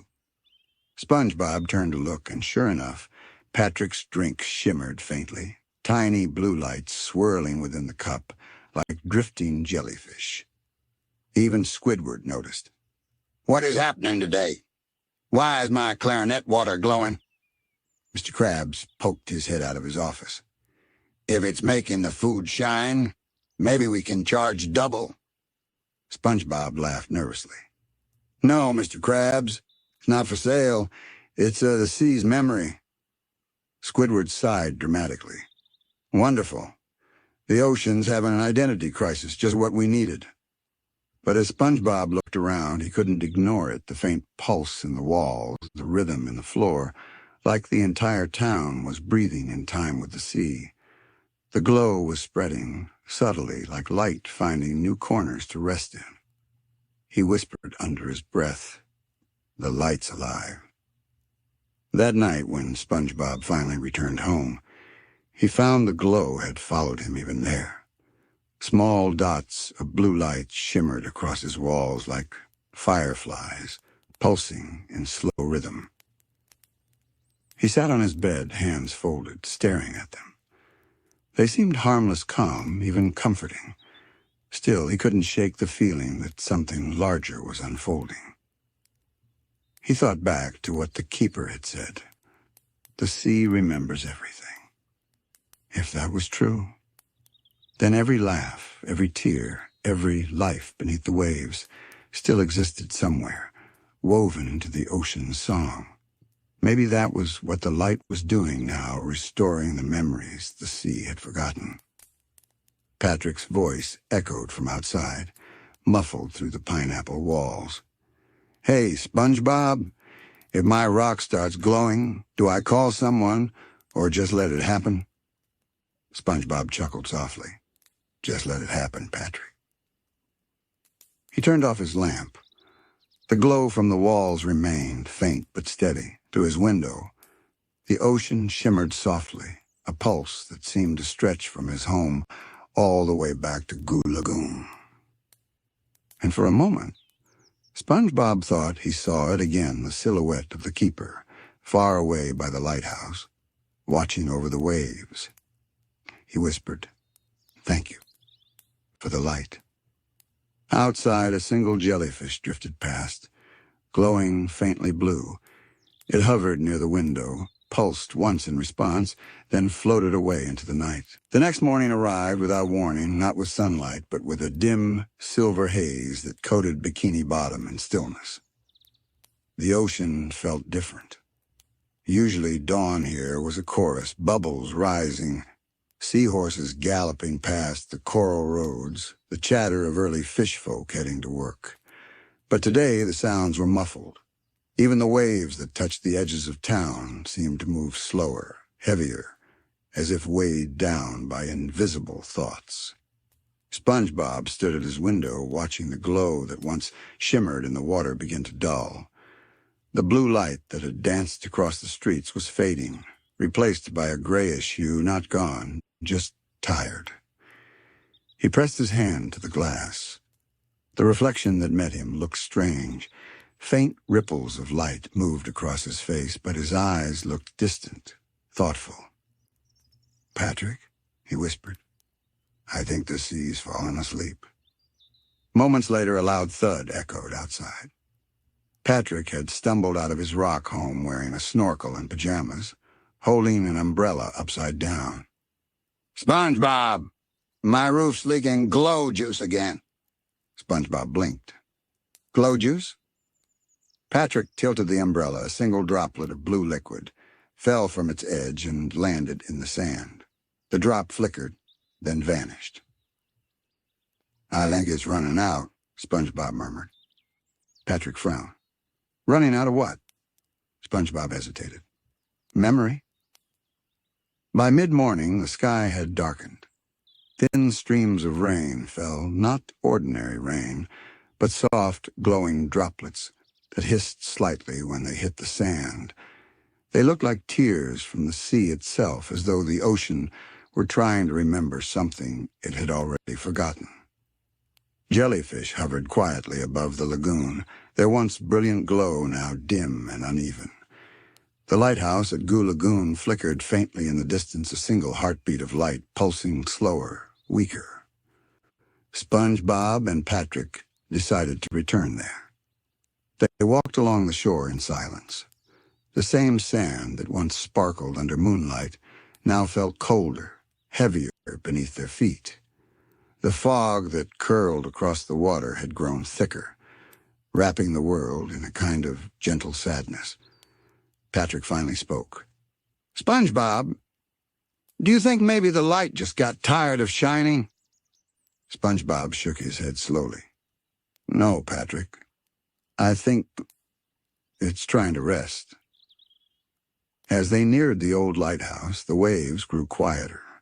The air was filled with a deep, resonant hum, the same tone they'd heard before, but now slower, fading. The sound felt like the ocean breathing its last dream. Inside, the spiral staircase glistened with moisture. Each step echoed softly as they climbed, the walls glowing dimly from veins of coral that once burned bright blue. Now they pulsed faintly, as if whispering farewell. When they reached the top, the great crystal that powered the beacon stood before them. Its light, once blinding and beautiful, now flickered weakly, cracks running across its surface like lightning frozen in glass. SpongeBob approached carefully. Hey there, he whispered, as if speaking to an old friend. You've been shining a long time, haven't you? The crystal pulsed once in response, a faint shimmer that filled the room with a soft hum. Patrick looked uneasy. Is it dying? SpongeBob didn't answer immediately. He placed his hand gently on the side of the crystal. The light warmed his palm for a moment, then faded again. No, he said quietly. It's remembering. Outside, thunder rumbled in the far distance, deep and low, like a memory rolling back through time. SpongeBob turned to the broken diary lying nearby, its pages fluttering slightly from the wind seeping through the cracks. He picked it up, flipping to a page he hadn't noticed before. The ink was faded, but still legible. When the light grows dim, it is not the end. It is the sea returning to silence, to listen once more. Every glow, every echo, it all finds its way home. Patrick tilted his head. So, the light's going home? SpongeBob smiled faintly. Yeah, Patrick. Maybe it's just time for it to rest, like how the tide always goes out before it comes back. The sound of rain grew louder, tapping gently against the lighthouse glass. For a moment, everything, the storm, the hum, the ocean itself seemed to breathe in unison. Tokyo, the keeper's silhouette appeared faintly in the reflection of the glass once more, hands resting on the railing of light. His form shimmered, almost transparent, like a memory in motion. SpongeBob didn't flinch this time. He simply smiled. You kept the light safe, he whispered. We'll do the same. The silhouette nodded a quiet, graceful motion before fading into the fog. The crystal pulsed one last time, brighter than ever, filling the tower with warm blue radiance that spilled into the rain, across the waves, through the lagoon, and over the town. Then slowly, gently, it dimmed. Darkness followed, not empty, not cold, but peaceful. The storm drifted across Bikini Bottom through the rest of the day, though it never became violent. It was the kind of rain that whispered rather than roared, a soft, shimmering drizzle that fell in quiet sheets, wrapping the town in calm. The familiar glow that once shimmered beneath every ripple of water had dimmed to faint dust. The sea felt slower now, older. Every building, every coral spire seemed to exhale like even the ocean needed rest. SpongeBob stood outside the Krusty Krab, mop in hand, staring out into the silvery horizon. The rain made small ripples on the ground, each one catching a faint trace of blue light before fading away. The glow was leaving. Patrick sat on a bench under a dripping umbrella that had seen better days.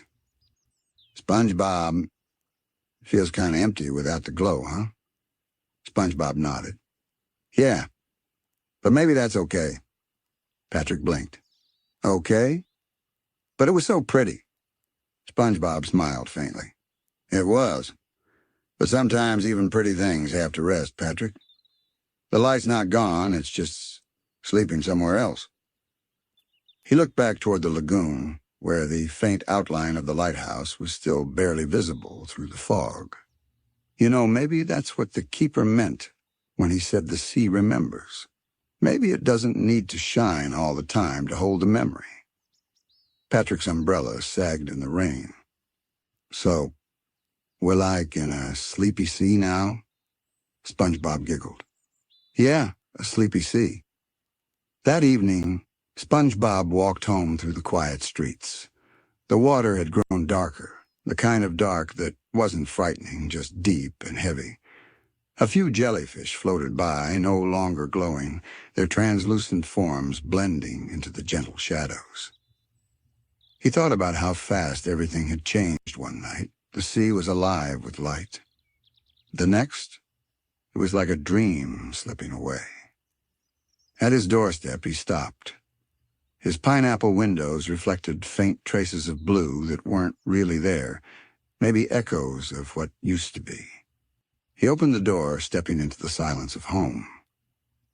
Inside, everything was exactly as it had been before the light came. The walls no longer shimmered. The bubbles in his aquarium had stopped glowing, and even Gary's shell looked a little less bright. Gary meowed softly, curling up beside him.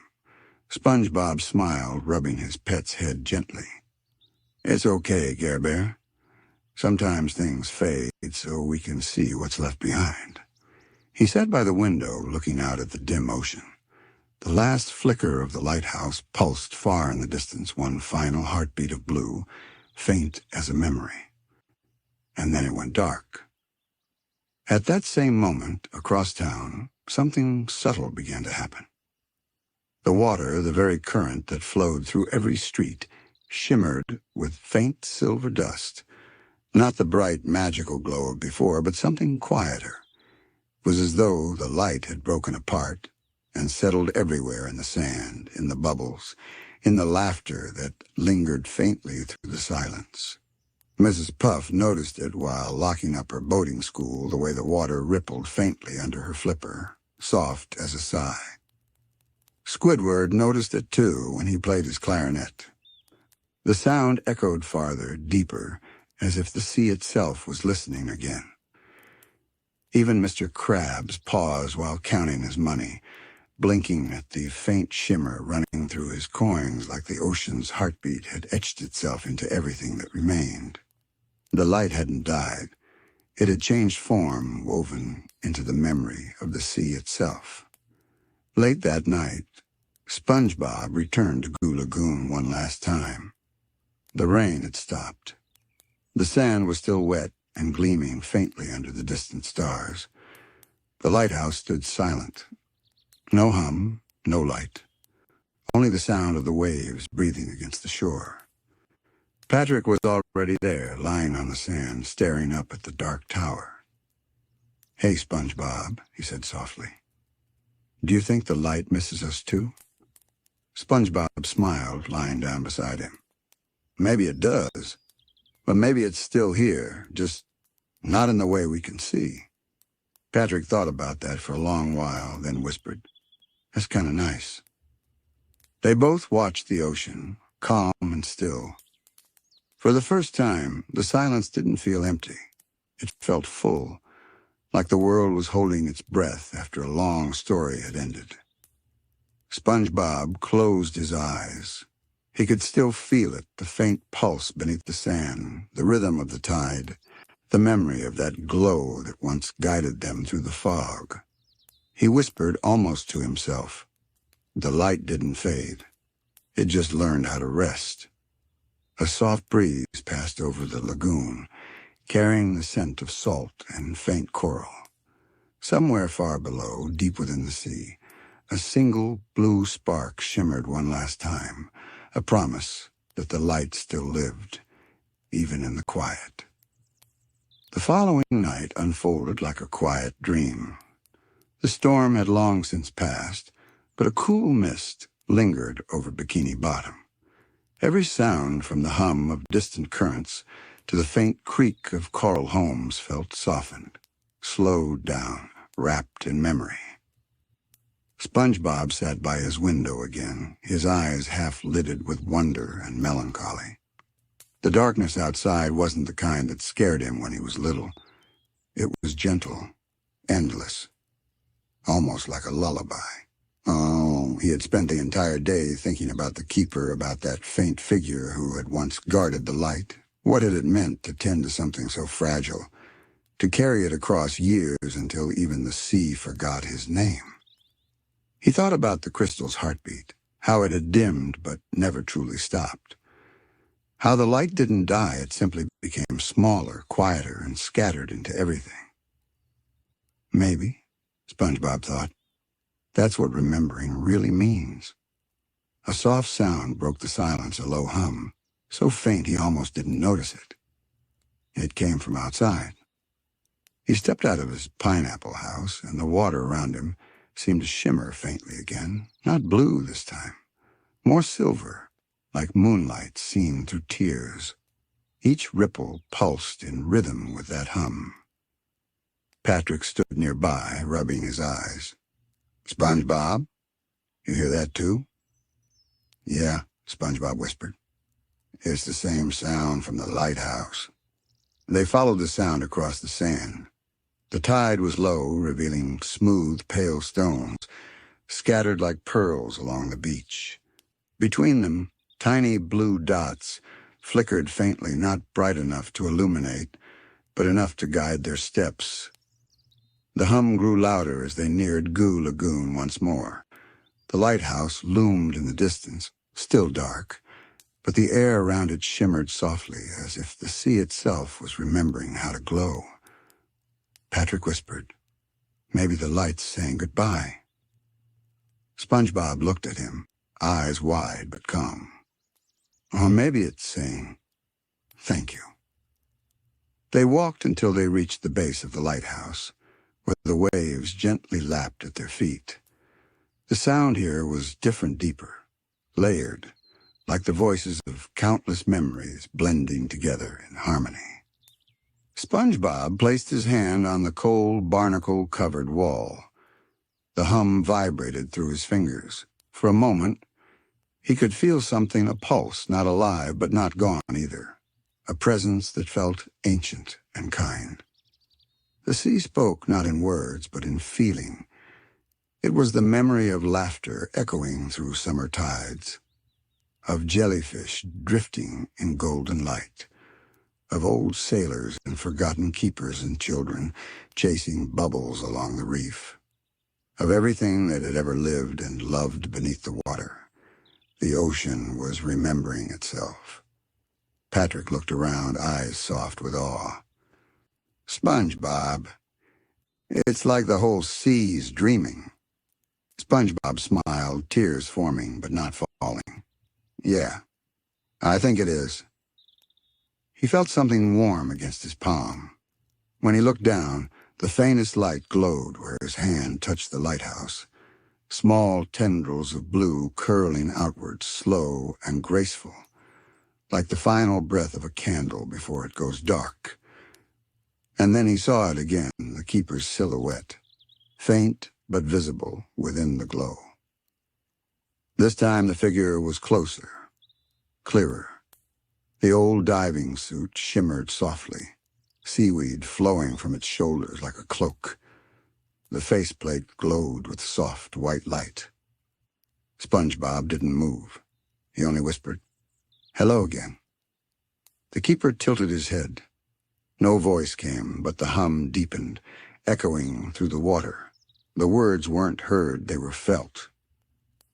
"The light is never lost, only passed on." SpongeBob's breath caught. Patrick looked from SpongeBob to the figure, wide-eyed. "Passed on? Like a torch?" The keeper's form flickered light, pulsing brighter, then dimming again. Slowly the glow spread outward, touching the sand, the water, the shells scattered near the shore. Everything began to shimmer faintly once more.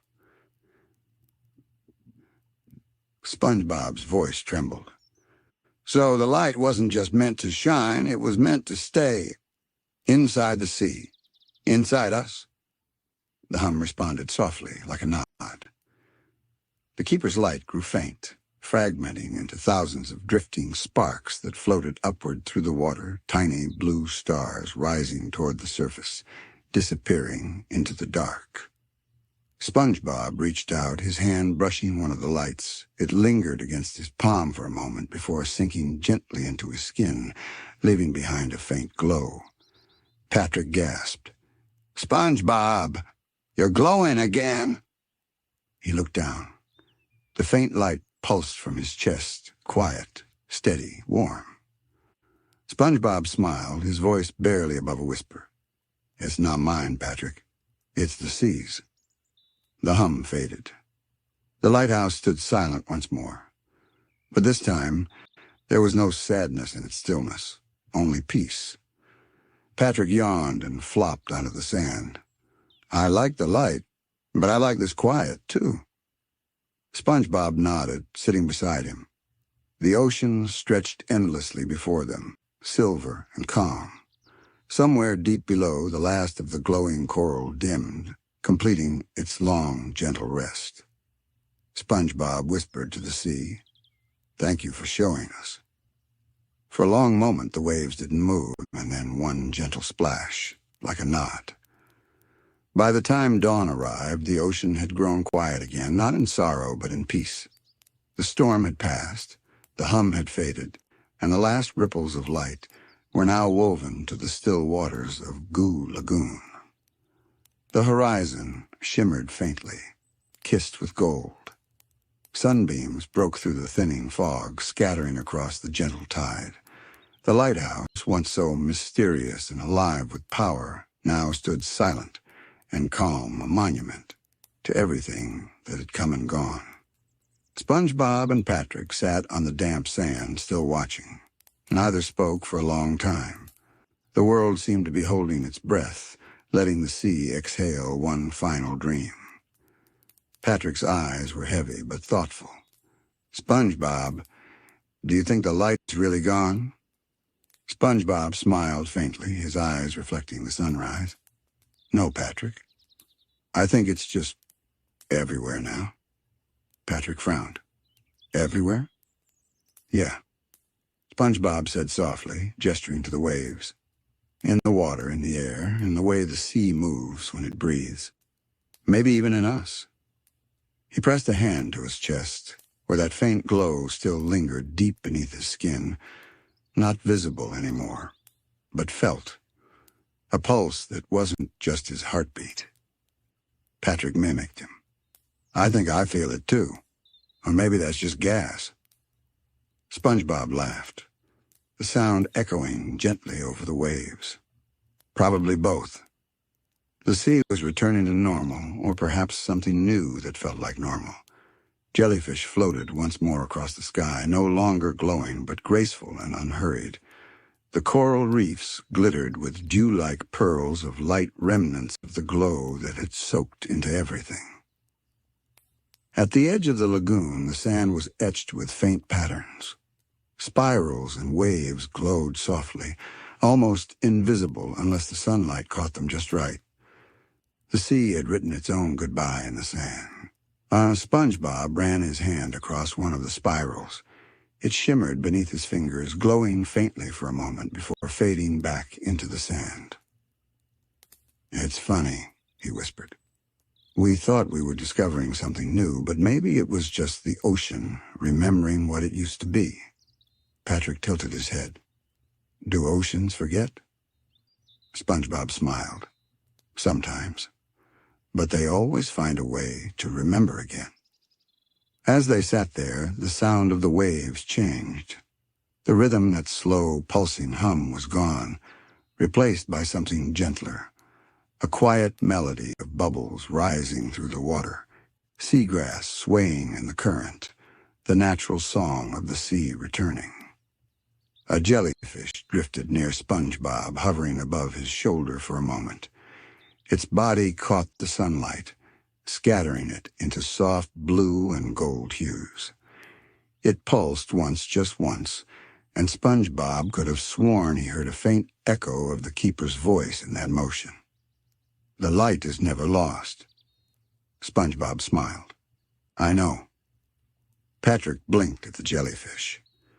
"Did it just talk?" "Not with a word," SpongeBob said. "With feeling." Patrick nodded sagely. "Cool. I should start doing that." SpongeBob chuckled, then grew quiet again. His gaze turned toward the lighthouse, a tower that once seemed lonely, but now simply stood proud and calm, like it had found its rest. He whispered, almost to himself, "Goodbye, old keeper." The sea responded with a gentle wave brushing against his feet, retreating slowly as if bowing before the new morning. Hours passed. The day unfolded softly across Bikini Bottom. Squidward played his clarinet outside, and though he didn't notice, the notes carried farther than usual, floating through the sea like a lullaby. Mr. Krabs stood by the Krusty Krab's door, squinting toward the lagoon. "Strangest week of my life," he muttered, then smiled faintly. But maybe that light wasn't bad luck after all. Even Sandy from her tree dome looked out at the fading shimmer of the waves and whispered, "Nature sure knows how to tell a story." Everywhere the town moved slower, softer, as if some quiet understanding had settled into the current. That evening, SpongeBob climbed to the top of his pineapple home. He liked to sit there sometimes when he couldn't sleep, but tonight it wasn't about sleep. It was about listening. The sea stretched endlessly beneath him, glowing faintly under the moonlight. There was no beacon, no storm, no strange hum, just the rhythm of the waves and the feeling that something vast and kind was still there, unseen but present. He spoke softly into the breeze. Thank you, light, for guiding us home." The wind rippled through the surface of the ocean in reply, gentle, slow, like a final nod. SpongeBob lay back, hands behind his head, staring up at the surface where the moon shimmered faintly. Patrick's voice called from below, muffled. "Hey, SpongeBob, if the light ever comes back, can we have a glow party?" SpongeBob grinned. "Sure thing, buddy." "Good," Patrick yawned. "But even if it doesn't, this feels nice." "Yeah," SpongeBob whispered, his eyes closing as the ocean's quiet song lulled him to peace. "It really does." Far out at sea, beyond the reach of Goo Lagoon, the old lighthouse stood against the horizon, weathered, silent, but not forgotten. For just a heartbeat, its lantern flickered once, casting a soft blue glow across the waves. And then, like an exhale, it faded again. Not gone, just resting. Morning came softly, not as a burst of light, but as a whisper. The water that flowed above Bikini Bottom shimmered faintly with golden hues, the color of a new day breaking through the depths. The waves were calm, almost weightless. Every ripple seemed to move with purpose, like the ocean had finally remembered its rhythm. For the first time in days, the world felt awake. SpongeBob stirred in his bed, sunlight drifting through the window in soft bands that rippled across the floor. Gary purred quietly, still curled in his shell, his slow breathing keeping time with the faint pulse of the sea outside. SpongeBob sat up and rubbed his eyes. Something felt lighter. The heaviness that had lingered since the light faded was gone, replaced by calm. He stepped outside his pineapple home and blinked at the sight before him. Bikini Bottom looked the same, but it felt different. The sand sparkled faintly where the morning light hit it, like the ocean had left behind tiny flecks of its dream.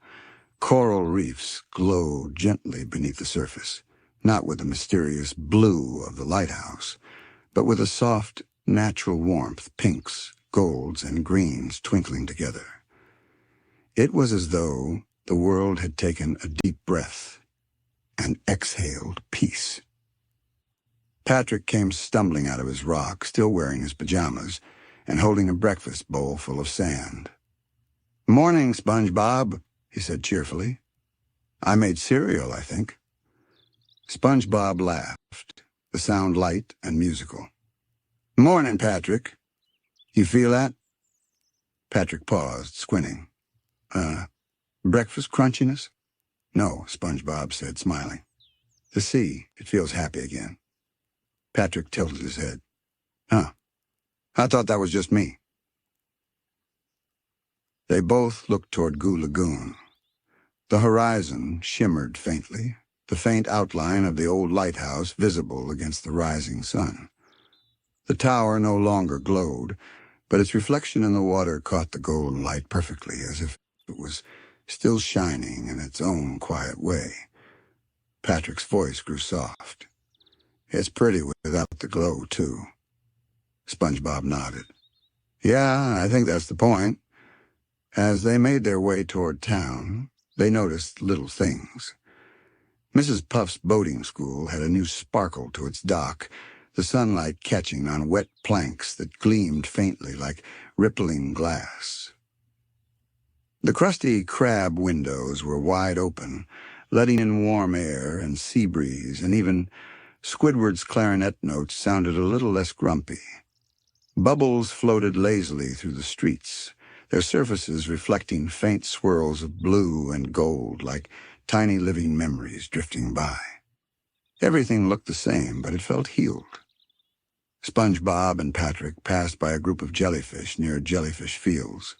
The creatures floated gently in the current, their translucent bodies glowing in pastel hues, soft blues and violets mixed with sunrise orange.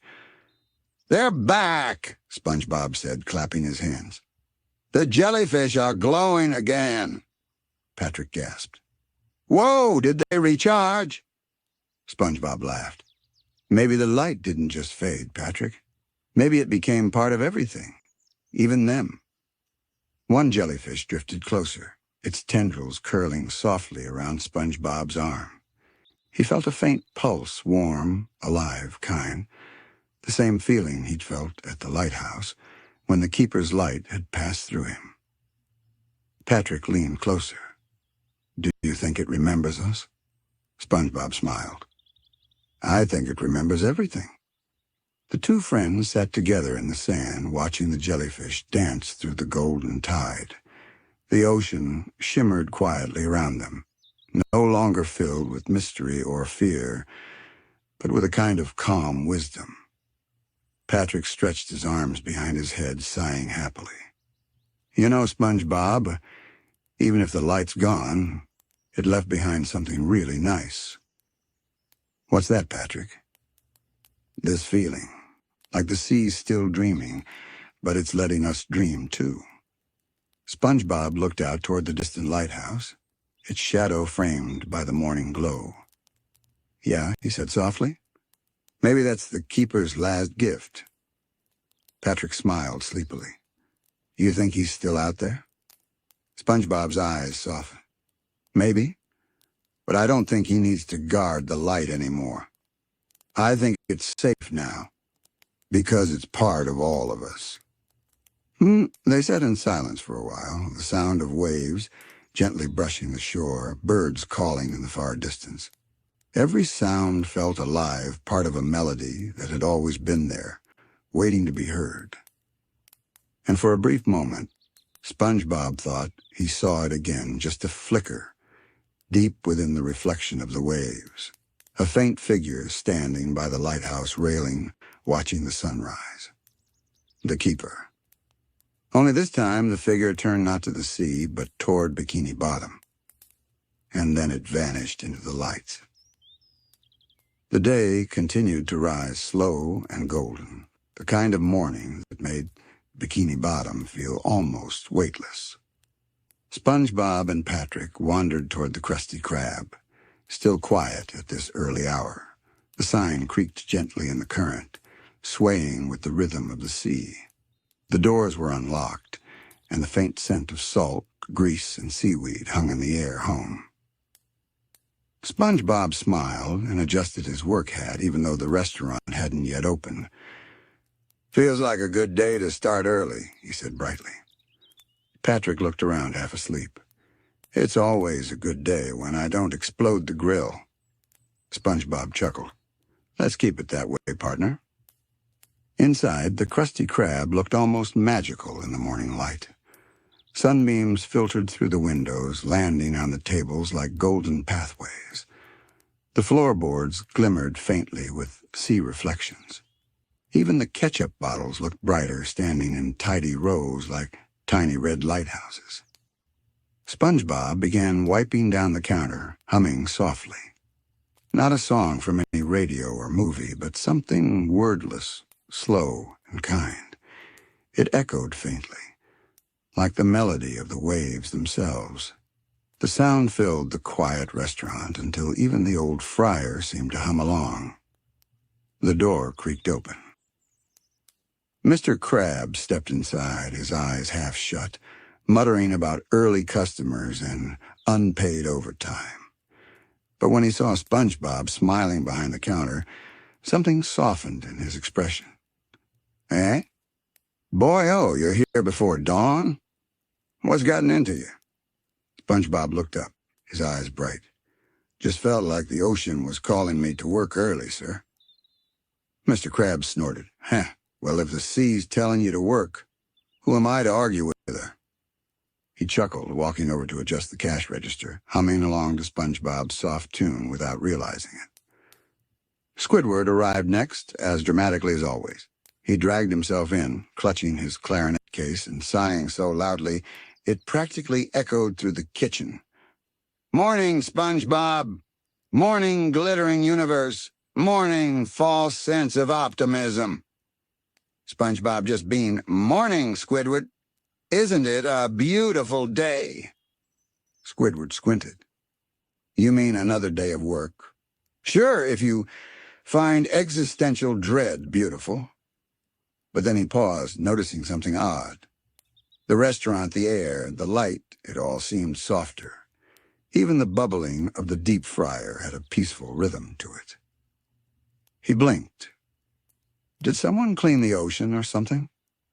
SpongeBob laughed. Maybe it cleaned itself. By the time the first few customers drifted in, the Krusty Krab was full of gentle chatter and warm laughter.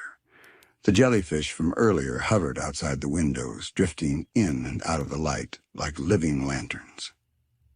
Even Plankton passed by the window once, pushing a tiny cart with his computer wife on it. He stopped, looked in, and for the first time in forever smiled. Not a sneaky, evil smile, just small, genuine. SpongeBob waved cheerfully. Plankton blinked, startled, then gave a hesitant wave back before shuffling off into the sunlight. As the hours passed, SpongeBob felt the rhythm of the day, the simple joy of flipping patties, taking orders, laughing with friends. But beneath it all, there was something different. He felt connected, not just to the people around him, but to everything, the sea, the sand, the air, even the faint hum of the ocean's current outside the window. It was like the lighthouse's light had never left. It had simply spread itself through the world, becoming part of the everyday. That was the keeper's message, he thought. Not to guard the light, but to share it. Later, as lunch hour faded, SpongeBob stepped outside for a short break. The tide had risen gently, carrying with it a soft foam that glowed faintly gold. The lighthouse was still visible on the far edge of the horizon, dark but not dead. It stood tall, its glass cracked but beautiful, a monument to something more than mystery now. Patrick joined him, holding 2 ice creams. "One for you, one for me," he said proudly, handing SpongeBob a cone that was already melting. SpongeBob smiled. "Thanks, buddy."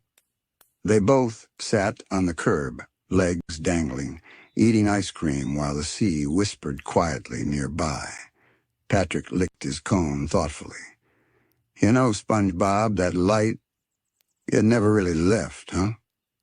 SpongeBob looked toward the horizon again, the sunlight catching in his eyes.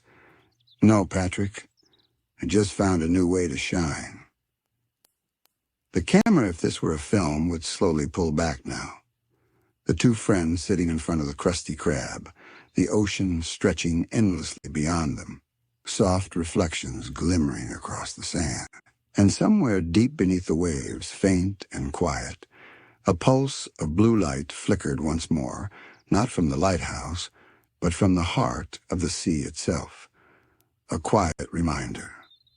Every light once kindled lives forever. Night fell again quietly, gently, as though the ocean didn't want to disturb anyone's dreams. The moonlight poured like silver across the rooftops of Bikini Bottom, painting everything in soft shades of blue and white. The town was asleep, calm and safe. SpongeBob sat by his window, the ocean breeze flowing through his room. His pineapple home creaked softly, the sound like an old lullaby. On his desk sat a simple notebook, worn, corners curled, the pages still smelling faintly of seawater. He dipped his pencil into the inky blackness of the page and began to write. "Day 241 of adventures with Patrick," he wrote slowly, his handwriting soft and uneven. Today, the ocean woke up differently. It felt warm again, like it was smiling. He paused, gazing through the window at the sea. The horizon glowed faintly under the moon, a line of silver threading through the dark. Somewhere far beyond that shimmer stood the old lighthouse, quiet now, but still standing strong. "We found the light, and we let it go. It wasn't ours to keep, but maybe that's why it came back in another way." His pencil lingered on the paper. The room was silent except for the faint sound of Gary snoring in his shell. "I think the keeper wasn't guarding the light to keep it from us, but to teach us how to see it when it's gone." SpongeBob smiled faintly. "Patrick says he still dreams about the lighthouse. He says he sees jellyfish flying through the beam, like stars swimming in the water. Maybe the ocean dreams too." He turned to the next page and drew a small sketch, 2 figures sitting on the beach, the lighthouse glowing far in the distance. Around it, faint jellyfish drifted in spirals of light. The pencil strokes were gentle, imperfect, but full of warmth. "The light didn't vanish," he wrote beneath the drawing. "It became the sunrise." He closed the notebook softly and looked out the window again. Outside, everything shimmered faintly under the moon. He could see the outlines of jellyfish floating lazily across jellyfish fields, their tendrils glowing dimly like tiny lanterns swaying with the tide. In that moment, SpongeBob realized something simple and true. The lighthouse was never about mystery. It was about remembrance. The keeper had watched over the ocean for so long, keeping its light alive when no one else could. And now that the sea remembered its glow, his work was done. But the memory, The feeling of wonder, kindness, and curiosity would stay forever. SpongeBob got up and stepped outside.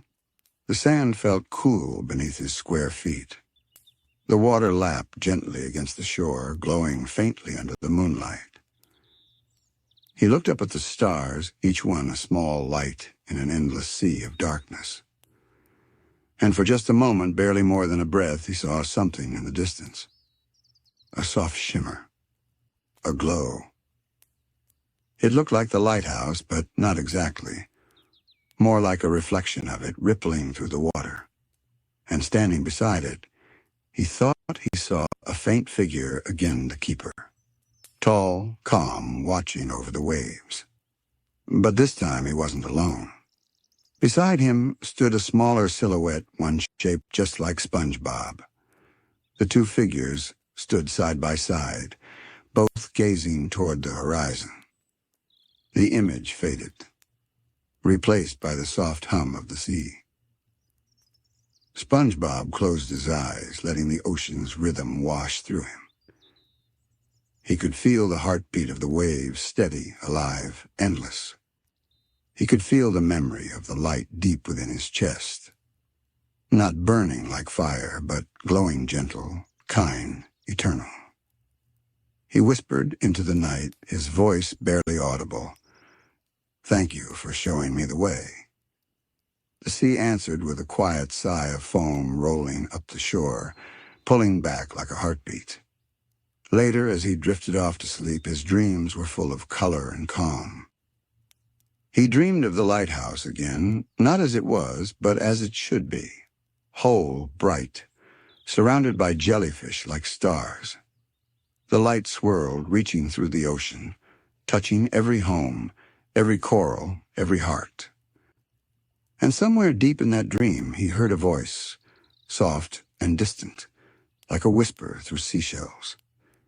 The ocean remembers every kindness, every spark. SpongeBob smiled in his sleep. The waves outside shimmered once, faintly, as if echoing the words. When morning came, Bikini Bottom would rise again the same as before, yet new in spirit. But tonight, as SpongeBob dreamed, the world was at peace. The sea glowed faintly in the dark, and in the distance the old lighthouse stood silent but proud, its reflection, glowing softly in the calm water. The keeper's work was done. The light was home. The first light of dawn touched the ocean. It began as a single golden shimmer breaking through the depths, spreading like a heartbeat. The glow rippled across the sand, climbed the coral, and brushed against every sleeping home in Bikini Bottom. Inside each window, the morning found warmth. Squidward's clarinet lay on his nightstand, and the faintest smile rested on his face, the kind that came from a dream he wouldn't remember, but would carry in his mood all day. Old Mr. Krabs stirred in his hammock, mumbling softly about treasures not made of gold. Even Plankton, asleep beside Karen's softly glowing monitor, looked peaceful for once, his plans forgotten in the quiet hum of dawn. At the edge of town, SpongeBob opened his eyes to the morning. The sun's reflection shimmered through his window, painting everything in liquid gold. The sound of gentle waves played like a song, distant but tender. He stretched, smiled, and stepped outside, still wearing his sleep hat. The sea breeze greeted him. "Morning, ocean," he said softly. The waves rolled in reply. He stood there a long time, watching the surface shimmer. The water no longer glowed with mystery, no strange beams or pulsing crystals. Just sunlight. Natural, beautiful, alive. And somehow that was even better. Patrick came wandering over the dunes, yawning loudly and dragging his pillow behind him. "Morning, SpongeBob," he said, rubbing his eyes. "I dreamed we were flying in a big light balloon made of jellyfish." SpongeBob smiled. Maybe that was the ocean saying goodbye. Patrick frowned. "Goodbye? But it's still here. SpongeBob laughed quietly. You're right, buddy. Maybe not goodbye. Maybe just good night. Patrick nodded sleepily, then plopped down on the sand. Can we have breakfast now? SpongeBob grinned. Sure thing, Patrick.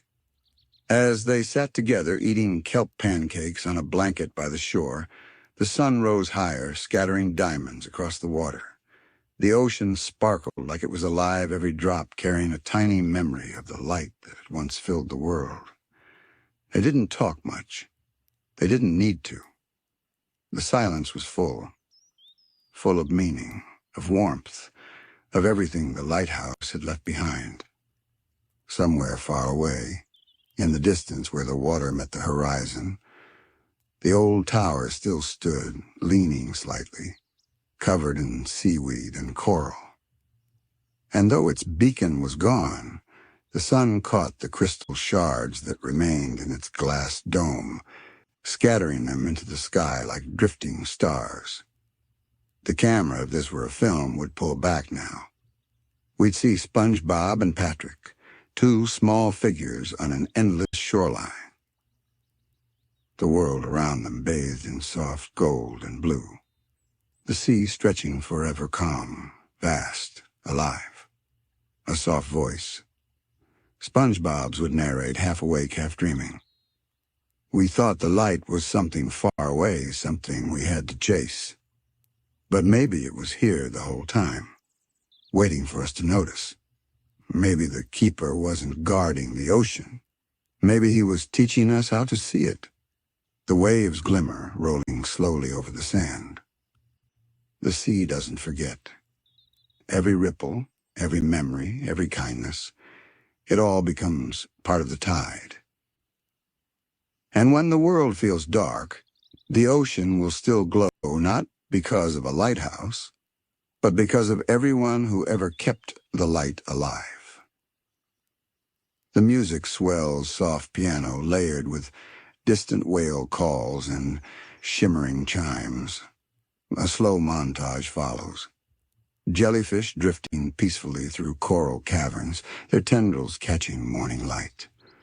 A school of fish swimming past the old lighthouse, their scales flashing in gold. SpongeBob's notebook resting on his desk, its pages fluttering from the sea breeze. A small drawing of two friends, hand in hand, beneath a shining beam. The final image lingers, a reflection of the lighthouse on the water, glowing faintly as if the light were still there, hidden beneath the waves. And then the image fades, the glow blending into the horizon, where sunlight meets sea.